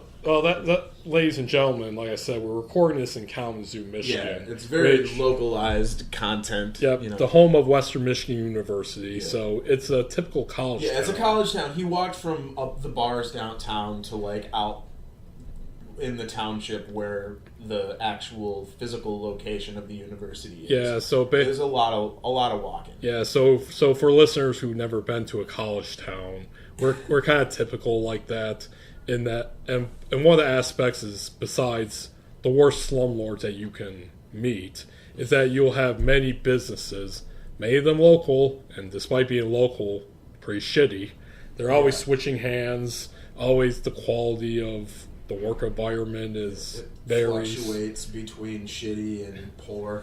Yeah. So anyway, go on with your story. Well, he was coming to visit me because this place was open late night, so I was open till 4 a.m. and I was closing, and I did that a lot for a few years, and so he walked to like sober up at Big Burrito and wait for me to get out to like give him a ride back to wherever the hell I gave him a ride back to. Probably my place to sleep on the couch, but during his walk, he just became destructive, and he was telling me these stories like he's like, oh yeah, I fucking kicked out lights on this sign. I punched a hole through this sign. And I ripped a bus stop sign out of the ground and threw it in the middle of the road. And I'm like, oh, this guy's clearly like, you know, he might have done one or two of these things. No.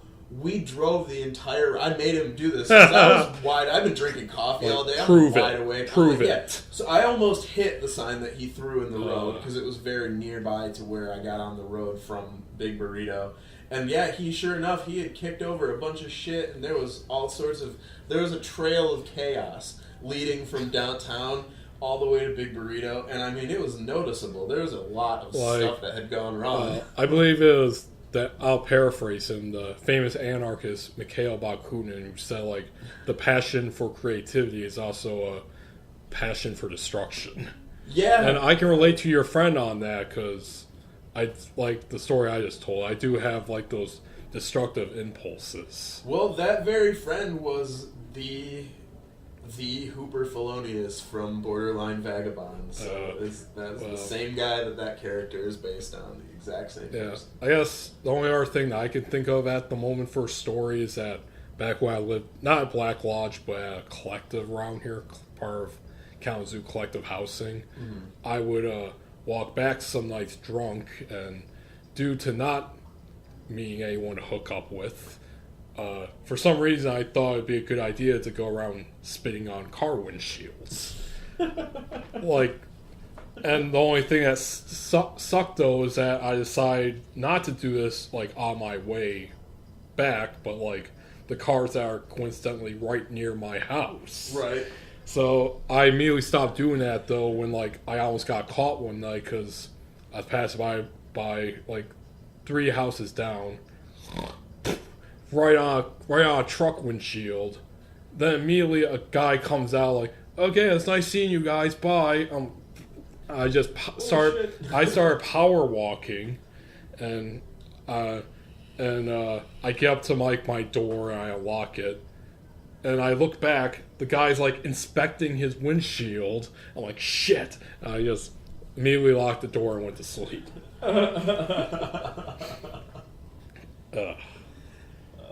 Good drinking stories. So yeah, we should do a whole podcast on that kind of stuff because this is supposed to be a 2017 year in review. Yeah, well, here we go. We'll wrap it up then because 2017 is the first calendar year that I did not do a bunch of that dumbass shit. Well, yeah, you've had many accomplishments. Yeah, actually. I have certainly, yeah. And I did do a fair bit of drinking in Peru this past September. You know, I drank some pisco sours, like anybody who knows anything about Peru, pisco is like their national alcoholic beverage. Yeah, but you didn't go on like a spiritual mind trip like a William Burroughs Yage letters kind of thing. No, I didn't do anything fun like that. I did take part in a coca leaf ceremony where like a shaman puts jasmine water on your head, and like it's very, very loosely based on actual indigenous religious beliefs, but it's mainly a stop for a Is this tour like bus. it's for it's a contrived situation. It's for white American tourists to feel spiritual. Absolutely, and it was very, very bizarre being a person who studied religion, like in a university academic setting. Like religion is a very big thing for me, and I look at it basically from an outsider always. So yeah. It was cringeworthy to take part in that ceremony. But also, on the other hand, we were supporting local economy, and we were helping these people get out of their situations. It's kind of one of those let people enjoy things moment. Yeah, and that's what they're doing too. I mean, it was an old man. He was a wise old man, and he was very knowledgeable about the ancient ways. And so in some regards, I did have a legitimate cultural interaction, but it was very contrived, and it's very set up for tourism, and, it's not like a spiritual journey where you're wandering through the mountains to meet up with some monks in a temple that's hidden from the world. It's not that at all. You get in a bus and you're taking pictures of stuff, and then they pull you over this spot where this guy is going to say some shit in a language you don't speak, and make it sound a lot more like spiritually valuable than it actually is, because it's just a stop. Well, we did you, so let's do me very quickly. 2017. Yeah, the biggest thing obviously this year was the release of my book, Hub Jamboree, July, through Elmblad Media Group. Whoop. There's that. And before the podcast, we actually looked at like the statistics and the sales on Lulu. Yeah, besides the 15 copies that we bought ourselves, for me, sold a total of one book. Yeah.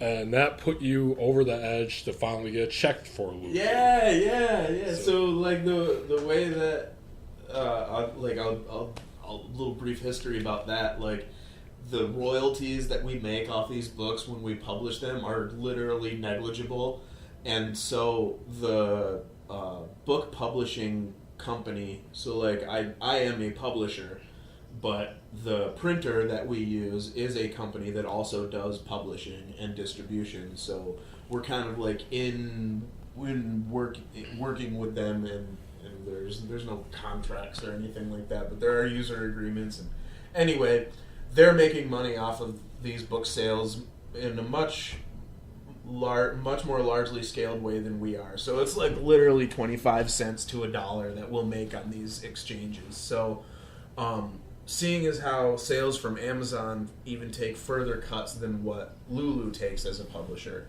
you really, really get a very small amount of money as the original creator of a book that is published in print and then sold on Amazon. So, selling them 50 cents in profit at a time, the site will not issue you a check for your royalties until you reach a check that has a minimum value of $20. So it takes a while to get to $20 selling books at 30 cents to 80 cents a copy in royalties. But Garrett's most recent sale of Up Jamboree finally pushed me over the $20 mark on my Lulu properties. Yeah. You're welcome, Zach Elmblad. Yeah, he did it for me. He did it. He got me a $20 check. And you're welcome, America. You're welcome, America, for having my books and Garrett's books out in the world for you to purchase and read. So there's that. And I spent a week in Chicago in June, and I basically spent the entire week, besides doing whatever, reading at open mics and recording them. Mm-hmm. And I'm planning on putting out a free album next month sometime called Live in Chicago. Yep. So there's that. That was fun. And I'm going over like the good stuff that happened this year. Right, by the sure. way. Well, why the hell talk about the bad stuff? Just let it go. Well, the bad stuff is interesting though in its own way. That's kind of how. Yeah, you had a lot of roommate drama, didn't you? Oh God, we'll get to that. Yeah, I know. But I also ran in my first literary festival, the Underground Lit Fest, that took place in Michigan City, Indiana. Now that went well. I met a fellow writer named Dan Denton, who's a pretty cool guy. I want to have him on the podcast eventually. Cool. That'll be my excuse to travel to Ohio too. Oh. I know, I'm so excited. I'm sorry, man. No, I actually do want to go to Ohio a little bit more to explore. Like, I do want to go to the Rock and Roll Hall of Fame this summer. Okay. It's one of the Cleveland's an alright town. What's the one in the south? Oh, Cincinnati. Cincinnati's rad.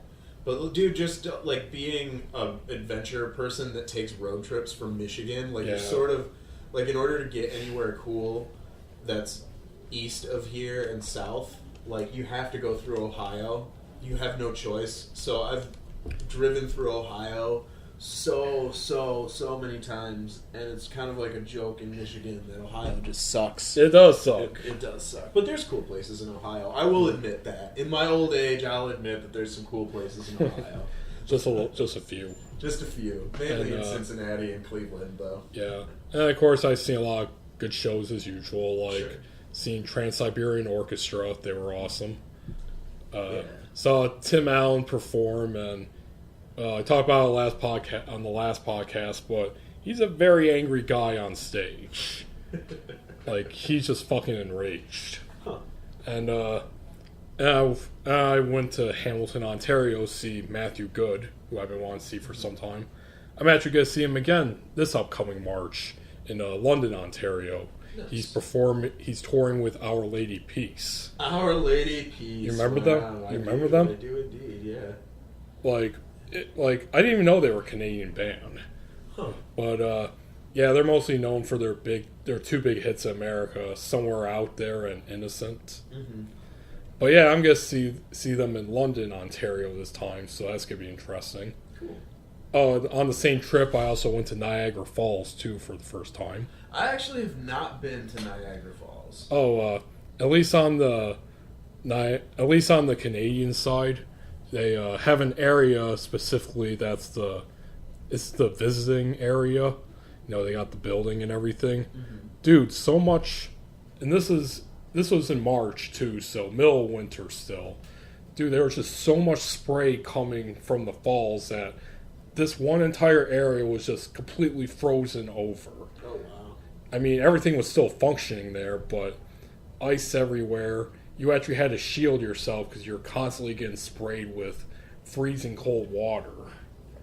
So, like, every year, all the tourists, especially the Asian tourists, were just, screaming and running for the visitors building. I love the Asian tourists, man. If we want to talk about a phenomenon, like when you hang out in national parks and stuff, like there's all these adorable Asian tourists with like brightly colored clothing, and they usually have pretty nice cameras, and like they're very, very polite and stuff. But you're right, they're so vocal in their reactions. Well, when I think of Asian tourists, I think of the show It's Always Sunny in Philadelphia, where the Frank character takes control of a boat, and it's all filled with Asian tourists. He hijacks it because he's racing the other characters to see this movie.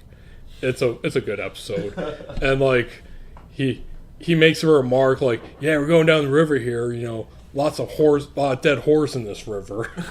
And do they all just take pictures? Yeah, they're taking picture, and the translator was like, "This man loves to engage in sexual relations with many prostitutes." So yeah, that's good. So yeah, those were the good stuff that happened in 2017 for me. The bad stuff, got 2 ear infections. That was pretty fun. This is my first time too using my then health insurance, the Bronze plan, Blue Cross Blue Shield, which I had to switch over to a Molina Health recently because they didn't jack up their rates like Blue Cross did. Mm-hmm. I don't have health insurance. That's definitely one of the negative aspects of leaving my day job is do not have it. And there was a bunch of us there. I lost it, and then I had to prove my income to be eligible for to find out, to determine whether or not I was eligible for Medicaid, and I did not do that in time because I don't know what my income's going to be. I have absolutely no idea. So I don't have any data to give them a reasonable expectation of what my income will be. And, of course, I'm not an expert in these fields. I'm sure there was some way for me to get into it, but I didn't. So I just don't have health insurance. Have you gotten fined at all? Well, I won't find out until I actually do my taxes, because it's part of like when you do your taxes and you fill out the part, like there's one form that says how much you paid into health insurance policies, and there's a second form that it lists the months and which months you had a policy and which months you didn't. So I will be charged a prorated fee for like 3 or 4 months out of the calendar year in which I was not. I was eligible, but not a purchaser of a health insurance plan, and I'm pretty sure that that's not a thing anymore after this calendar year. Oh yeah, that's the only thing I agree with Trump so far is he got rid of that individual mandate. Yeah. I mean, it's like 1% of my income amortized. Like it'll be prorated, so it'll be 3/12 of 1%. You know what I mean? So I'll only be fined for those months, whatever. Yeah, my taxes this year are a fucking wash. I know. I mean, I'm a universal healthcare guy, proponent. Yeah. And overall, I supported Obamacare, especially its goals. Yeah. But even when that first came out, I'm like, Barack, don't do that. It's not going to work out well, man. Yeah, and it didn't work out well. And forcing anybody to do anything is fucking antithetical to to a free world. Yeah, but anyway, I had 2 ear infections. That was real fun. Actually, when we had that event in Grand Rapids, the reading, I literally took my last eardrop of the second ear infection before I came over. Oh wow! So I was still technically recovering from that. Sure. And the real big thing this year was that I had my identity stolen and my bank account completely drained. Yeah, apparently someone somehow got a hold of my account info for my debit card, and they basically spent over $2,000 at a Sam's Club down in Texas. That sucks, man. I know. It took, it was one of the if I had to compile, I don't know, top 10 scariest moments in my life, this would be, in the top 5. Literally looking at my bank account. Not looking. First I called up because I thought there was a problem with my card because it wasn't being accepted. My coworker was like, well, maybe the electronic strip got fucked up. You should order a new card. And of course I call them, I put in my info. They give you your bank balance. So it says, you have negative $2,000. And I just right? Jaw drop. I get on with a guy, and I'm like, I'm not exaggerating either for the podcast. This is how I said it. I'm like, I think I'm a victim of identity theft. So yeah, I basically went for about three weeks until I got my money back. Mm-hmm. And even the letter that they sent me, they're like, we found during our investigation, we found no wrongdoing on anyone's part. Which I was like, what the fuck does that mean? Someone's spent over $2,000 at Sam's Club of my money. But we have refunded both you and the vendor the money. So my bank basically shelled out over $5,000 to each of us. Yep. So yeah, I got that. So yeah, probably the biggest thing that defined my 2017, my identity theft. First time it has ever happened to me. And they went big on it. And finally, the other thing that I've told you about, housemate problems. Yeah. I think I may have secured another housemate, but they've been really picky for whatever reason. I mean, I got them on the admin for inclusion or whatever to put them on the lease. So I'm waiting for them to come over sometime this weekend to sign it. But yeah, had a housemate ditch on us. This is like the third housemate since I moved to Grand Rapids. I've been in the same apartment for nearly 5 years now. Mm-hmm. Third time this has happened to me. Just someone just straight up ditching. Like so no word. lame. Yeah, no word about it. And they just left their shit behind. I have dealt with that before. I know exactly what that's like. So basically, let's call him Adam. He owes me about $800 in total fees from rent, late fees, and non-sufficient fund fees because they're taken out of his bank account. Mm-hmm. But since he doesn't have the money, they charged him a fee. So, plus it's kind of flabbergasting too. It's like, why are you allowing yourself to get fucked credit-wise this way? Yeah. You do realize this is not going to help you. People right? reach a point of terminal apathy where they're like, what work would be required to do to actually pay off their debts and actually like retain a respectable credit score. It's just out of the window. Oh yeah, and that's how you just get driven further and further and further. Well, a little history with Adam. I met him early last year when we had our housemate moved out, and he apparently moved back from Japan. Like he lives somewhere in southern Japan. You know, he's living there with his dad. His dad's American. His mom is Japanese. They're divorced, and he was like, "Yeah, you know, I just want to live on my own, blah, blah, blah." And so we first get there, and so he moves in. We think it's all good.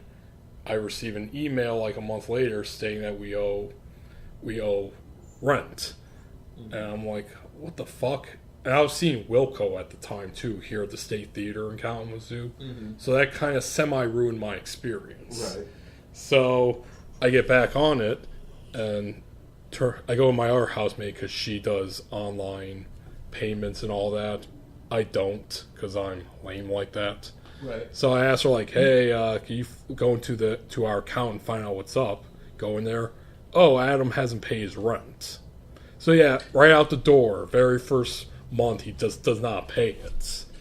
And that's the whole thing with him, is that he just did not really seem to care to pay his rent. So I tell him like, hey, I had to pay it off. You owe me money. You have to start paying our landlord. He's like, oh, I'm sorry. You know, I've just been really depressed. You know, my dad's been in the hospital for this, and this has been going on. That's been going on. It's like, dude, I don't care. Yeah, don't care about your depressive So it's been fucking sob story. So that went on for 2 months. I had to keep prodding him to like pay me back, which he eventually did. Most of the texts was like, where's my fucking money? So finally got him on that. Then during the summer, he just texts me out of the blue, hey, I was robbed a week ago down the street from where we lived, and I'm just so filled with anxiety that I don't want to live here anymore. You know, who do I contact to get out of the contract? I'm like, contact the landlord, because I'm not going to help you get out of the contract. Fuck you. So then he sends me back another email. You know what? I decided I'm going to stay on. Probably because he contacted them and then was told like he's got to pay a fee. Yeah. So I didn't see him for 2 months because he has like some kind of welding job, or at least he did. That'll come up in a sec. You know, it brings him like different places. So he was staying with friends or something. He comes back and we have another little chat. Because you see, before summer hit, our rent got increased. We were paying $295 between the three of us. That got increased, and we were paying $317 between the three of us. And this is in Heritage Hill, the hip neighborhood of Grand Rapids, so that's pretty fucking cheap. Yeah. So he was basically paying rent, but he was still on $295. The funny thing, I think our landlord like only charges us when it gets like in the big 400s. But if it's like a little thing like $20, it just keeps adding up. Yeah. So we're like, dude, you have to pay this off. Oh, okay, show me how. So we had to show him how to do it with his online charging. But then he didn't like change it back, so he was technically paying more than he should with rent, which is fine for me because I didn't give a shit. Right. No extra. And then that same weekend, he bought in like he's also a disc golf player. He bought in these terrible fellow disc golf players from his fucking team. They were just the worst outcasts you can imagine. They all smelled. They trashed like his room and like part of our kitchen. Mm-hmm. And my favorite one, they had like a 50-some-year-old guy there who, little scruffy guy. He didn't speak a word of English to. Whoa. Don't fuck up the podcast, Zach. Yeah, I'm hitting shit over here. Yeah, but he's a little scruffy dude who like didn't speak a word of English to me. Like his whole thing was like, again, not an exaggeration. That's exactly how he talked to me when I met him. Like, oh, nice to meet you, Dan. No, that South Park character. Yeah, that motherfucker shaved. He used my razor. Oh. And I know that because when I went to shave, I pick it up and there's all this hair on it. I'm like, okay, what? I would clean this off. What? And I look at it and it's like different color hair. He had like reddish hair. I'm like, that was one of the few times in my life that I wish. It's one of the few times in my life that I wish I had like a bloodborne disease, like AIDS or syphilis or something. Just so you could have transmitted it. Yeah, I'm like, God, fuck you. That's so gross. And then finally, the big thing. This past November, we get a usual, pay up rent or be evicted. Mm-hmm. We try contacting Adam. No response at all. Not through phone, email, Facebook message. I even straight up contacted his dad. Oh my God. No response. So the motherfucker just straight up abandoned the lease. Abandoned mostly all of his shit. So I got a free computer, a free mattress, a lot of free clothes because surprisingly a lot of them fit me, and a lot of other stuff. That's the thing. If you live with me, ladies and gentlemen, if you abandon the lease, I'm just gonna scavenge your shit. Yeah, well, it's reasonable. I know. So it's been a struggle past 2 months. We may finally have someone in. But yeah, fuck you, Adam. Die. But you owe me $800 first. I got roommates that still owe me over $1,000. Even people that I still talk to. They just don't. Dude, that's the worst right there. Yeah, well, I mean, I don't happily engage in conversation with them, but they pop up in my life. I got no reason to just be a dick to somebody if all they owe me is money, because in my particular instance, it wasn't a situation like as you described. It was more like they got fucking screwed, and I'm perpetually not screwed as bad as everybody else, so I just kind of took care of it. And yeah, they owe me that money, but I'll never see it. Yeah. You get to a point where they owe you. I would not be that nice. Like, I've already promised that if I were to see Adam downtown or wherever, I would roll up on him. Yeah. But even if I wouldn't get the money, I would still pull a tough guy act and say, "Hey, you fucking owe me." Yeah. I I can be intimidating if I need to be, but I really just try not to. Like, if it's only money, I'll just let it go. Well, I would be that way. It sounds like it's not just money for this. Well, yeah, technically, because basically living with him just sucked. Yeah. Overall, but $800 is a lot. Yeah, it is. But to end the story too, it may have been the reason why he ditched. Is that when I was scavenging his shit, I found a bill from Mercy Hospital, the emergency room, in fact. Yeah, it said that he checked himself in for drug dependence and depression. Oh, wow. So there's that. Yeah. And in my search for him, I called up his last known job that he had listed on Facebook. I left a message saying, like, hey, I'm his housemaid. I've been searching for him. Since he has you guys listed as his employer, I wonder if you could help me get in contact with him. I received, like, 10 minutes later, a call from them. Oh, hey, how are you? Thanks for calling me back. Got anything? Yeah, Adam was fired 2 months ago. Just exactly when it lined up with him ditching. So, yeah, lost his job, decided to become depressed. I feel no sympathy, though. Yeah. Because the motherfucker owes me $800.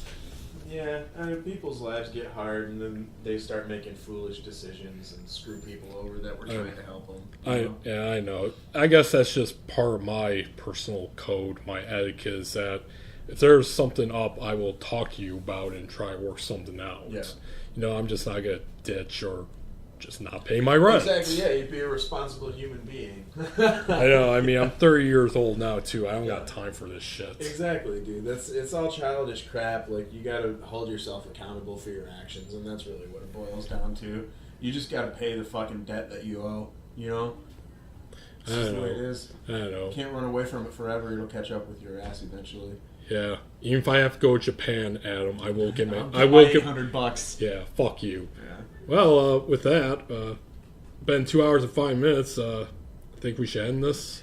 Yeah, let's go ahead and end it. I'm gonna edit some real estate photos. Unless work on a film. Unless you want to go full Rogan, go like 4 hours. Oh man, I don't know if I have the podcast legs to go for 4 hours today. Never know till you try. Yeah, I guess. No. Okay, well, that'll be the end of the show. My guest here has been my homie / editor / basically my version of Dr. Gonzo, my attorney, Zach Elmblad. Zach, is there anything you would like to plug? Elmblad Media Group coming up in the next 3 or 4 months. We've got a few more releases. I'm producing a film that my brother wrote that's a silent black and white film adaptation of The Raven. We just wrapped up recording the soundtrack for it. Filming has been done for about 3 weeks. Starring my other brother, Josh Elmblad, and young lady Hannah Reed, who's a belly dancer at one of the places upstairs and a friend of ours throughout the years. I'm excited about that release. You know, we're going to be putting it in some film festivals and stuff over the course of 2018. I'm working on another book, Normal on Trial. It is not in a position where I think it's going to be completed this year, but I'm certainly working on it. So I'm writing. I know you got some stuff coming up that we're going to work together on. I think we're going to stick to inside the U.S. for travels this year, but you can look forward to some more episodes of Everyday Explorers, which is a show on YouTube and local community access that I've been producing. Yeah, let's see. ZachElmblad.com. Yeah, ZachElmblad.com. Elmblad Media Group on Facebook. Yeah. Zach Elmblad on Twitter. Yeah. You're on YouTube. Yeah. I'm on all the things. Yeah, Instagram. I'll link all that shit. Yeah, in the description. it's lucky for me because all you have to do is search my name. Like I have a unique name, so once you know Zach Elmblad, it's pretty hard. Like there's some Elmblad hockey players at U of M, and like my dad has some patents and stuff. But other than that, you search for Elmblad, you're gonna get me. All right, and of course check out him and his band, Konrad Twitty band. They're on Bandcamp. We'll be releasing a full-length album that we've been recording for a year now. We'll be releasing that this year for sure. I'm actually in another music project called Enola Gray, which is a reincarnation of 3 Mile Island. Oh shit! With basically the same concept, except it's not Kenny playing bass. Not that I wouldn't get back together with Kenny. It's just dude, life hasn't. That's a whole entire podcast. Yeah, it is a whole entire podcast, you know. And speaking of Kenny, like I had been trying to reach out to him to start some podcasting of our own, but you know we don't need to get into Kenny. He's got his own life. He's doing other stuff at this point, which is really the answer to all that. We'll talk shit later. I don't need. I don't. Well, I'm over it all, you know? We're kidding. I'm an adult at this point, and so is he. Like, we're not trying to talk shit about each other. We love you, Kenny. Yeah, I love Kenny. He's you love Kenny. I like Kenny. Right. But that's through what you told me about him. Yeah, he's been a shitty friend in the past, but I've known him since high school, and he and I went through a lot together, and I would never, ever discount that and I wish him the best. Or we're just not Well, doing the same you just thing. watch, like, 10, 20 years down the line, you'll be on another guy's podcast. They'll ask you about me. You're like, God, fuck him. No, I don't really like. Fuck, I don't fuck, choose. yeah, fuck Garret Schuelke and his unsellable books. You could say the same thing about me. My shit's unsellable. But No. we looked at the revenues. We both have Yeah. sales this year, Yeah, man. fucking Garret. That's all he did. Oh, you put me one over on Lulu. Self-deprecation. Oh, it's great. I love that shit. We're fun, man. I don't have to talk shit about Kenny. We're doing something else. It's me and the bass player from Konrad Twitty band. One of them, DJ, and he and I want to do some politically themed like doom metal. Nice. Very similar to what 3 Mile Island was. It's not copying what Kenny and I did. It's just what we're going to naturally end up doing. So Yeah, and well, ladies and gentlemen, we'll get into all that other shit on another podcast me and Zach will Yeah. inevitably do. And that's it, man. Is there anything else you'd like to add? No, Happy New Year. Make money in 2018. Make art and thrive. Yeah, That's my closing statement. nice. And this has been the New Year's podcast for the Garret Schuelke podcast. 2 days beforehand, because both of us are going to be busy and probably too fucked up to do a podcast that day. Yeah. I'm your host, Garret Schuelke, and thanks for listening. Happy New Year, happy holidays, and Salud, amigos. yep. And here's the outro song. Later, folks.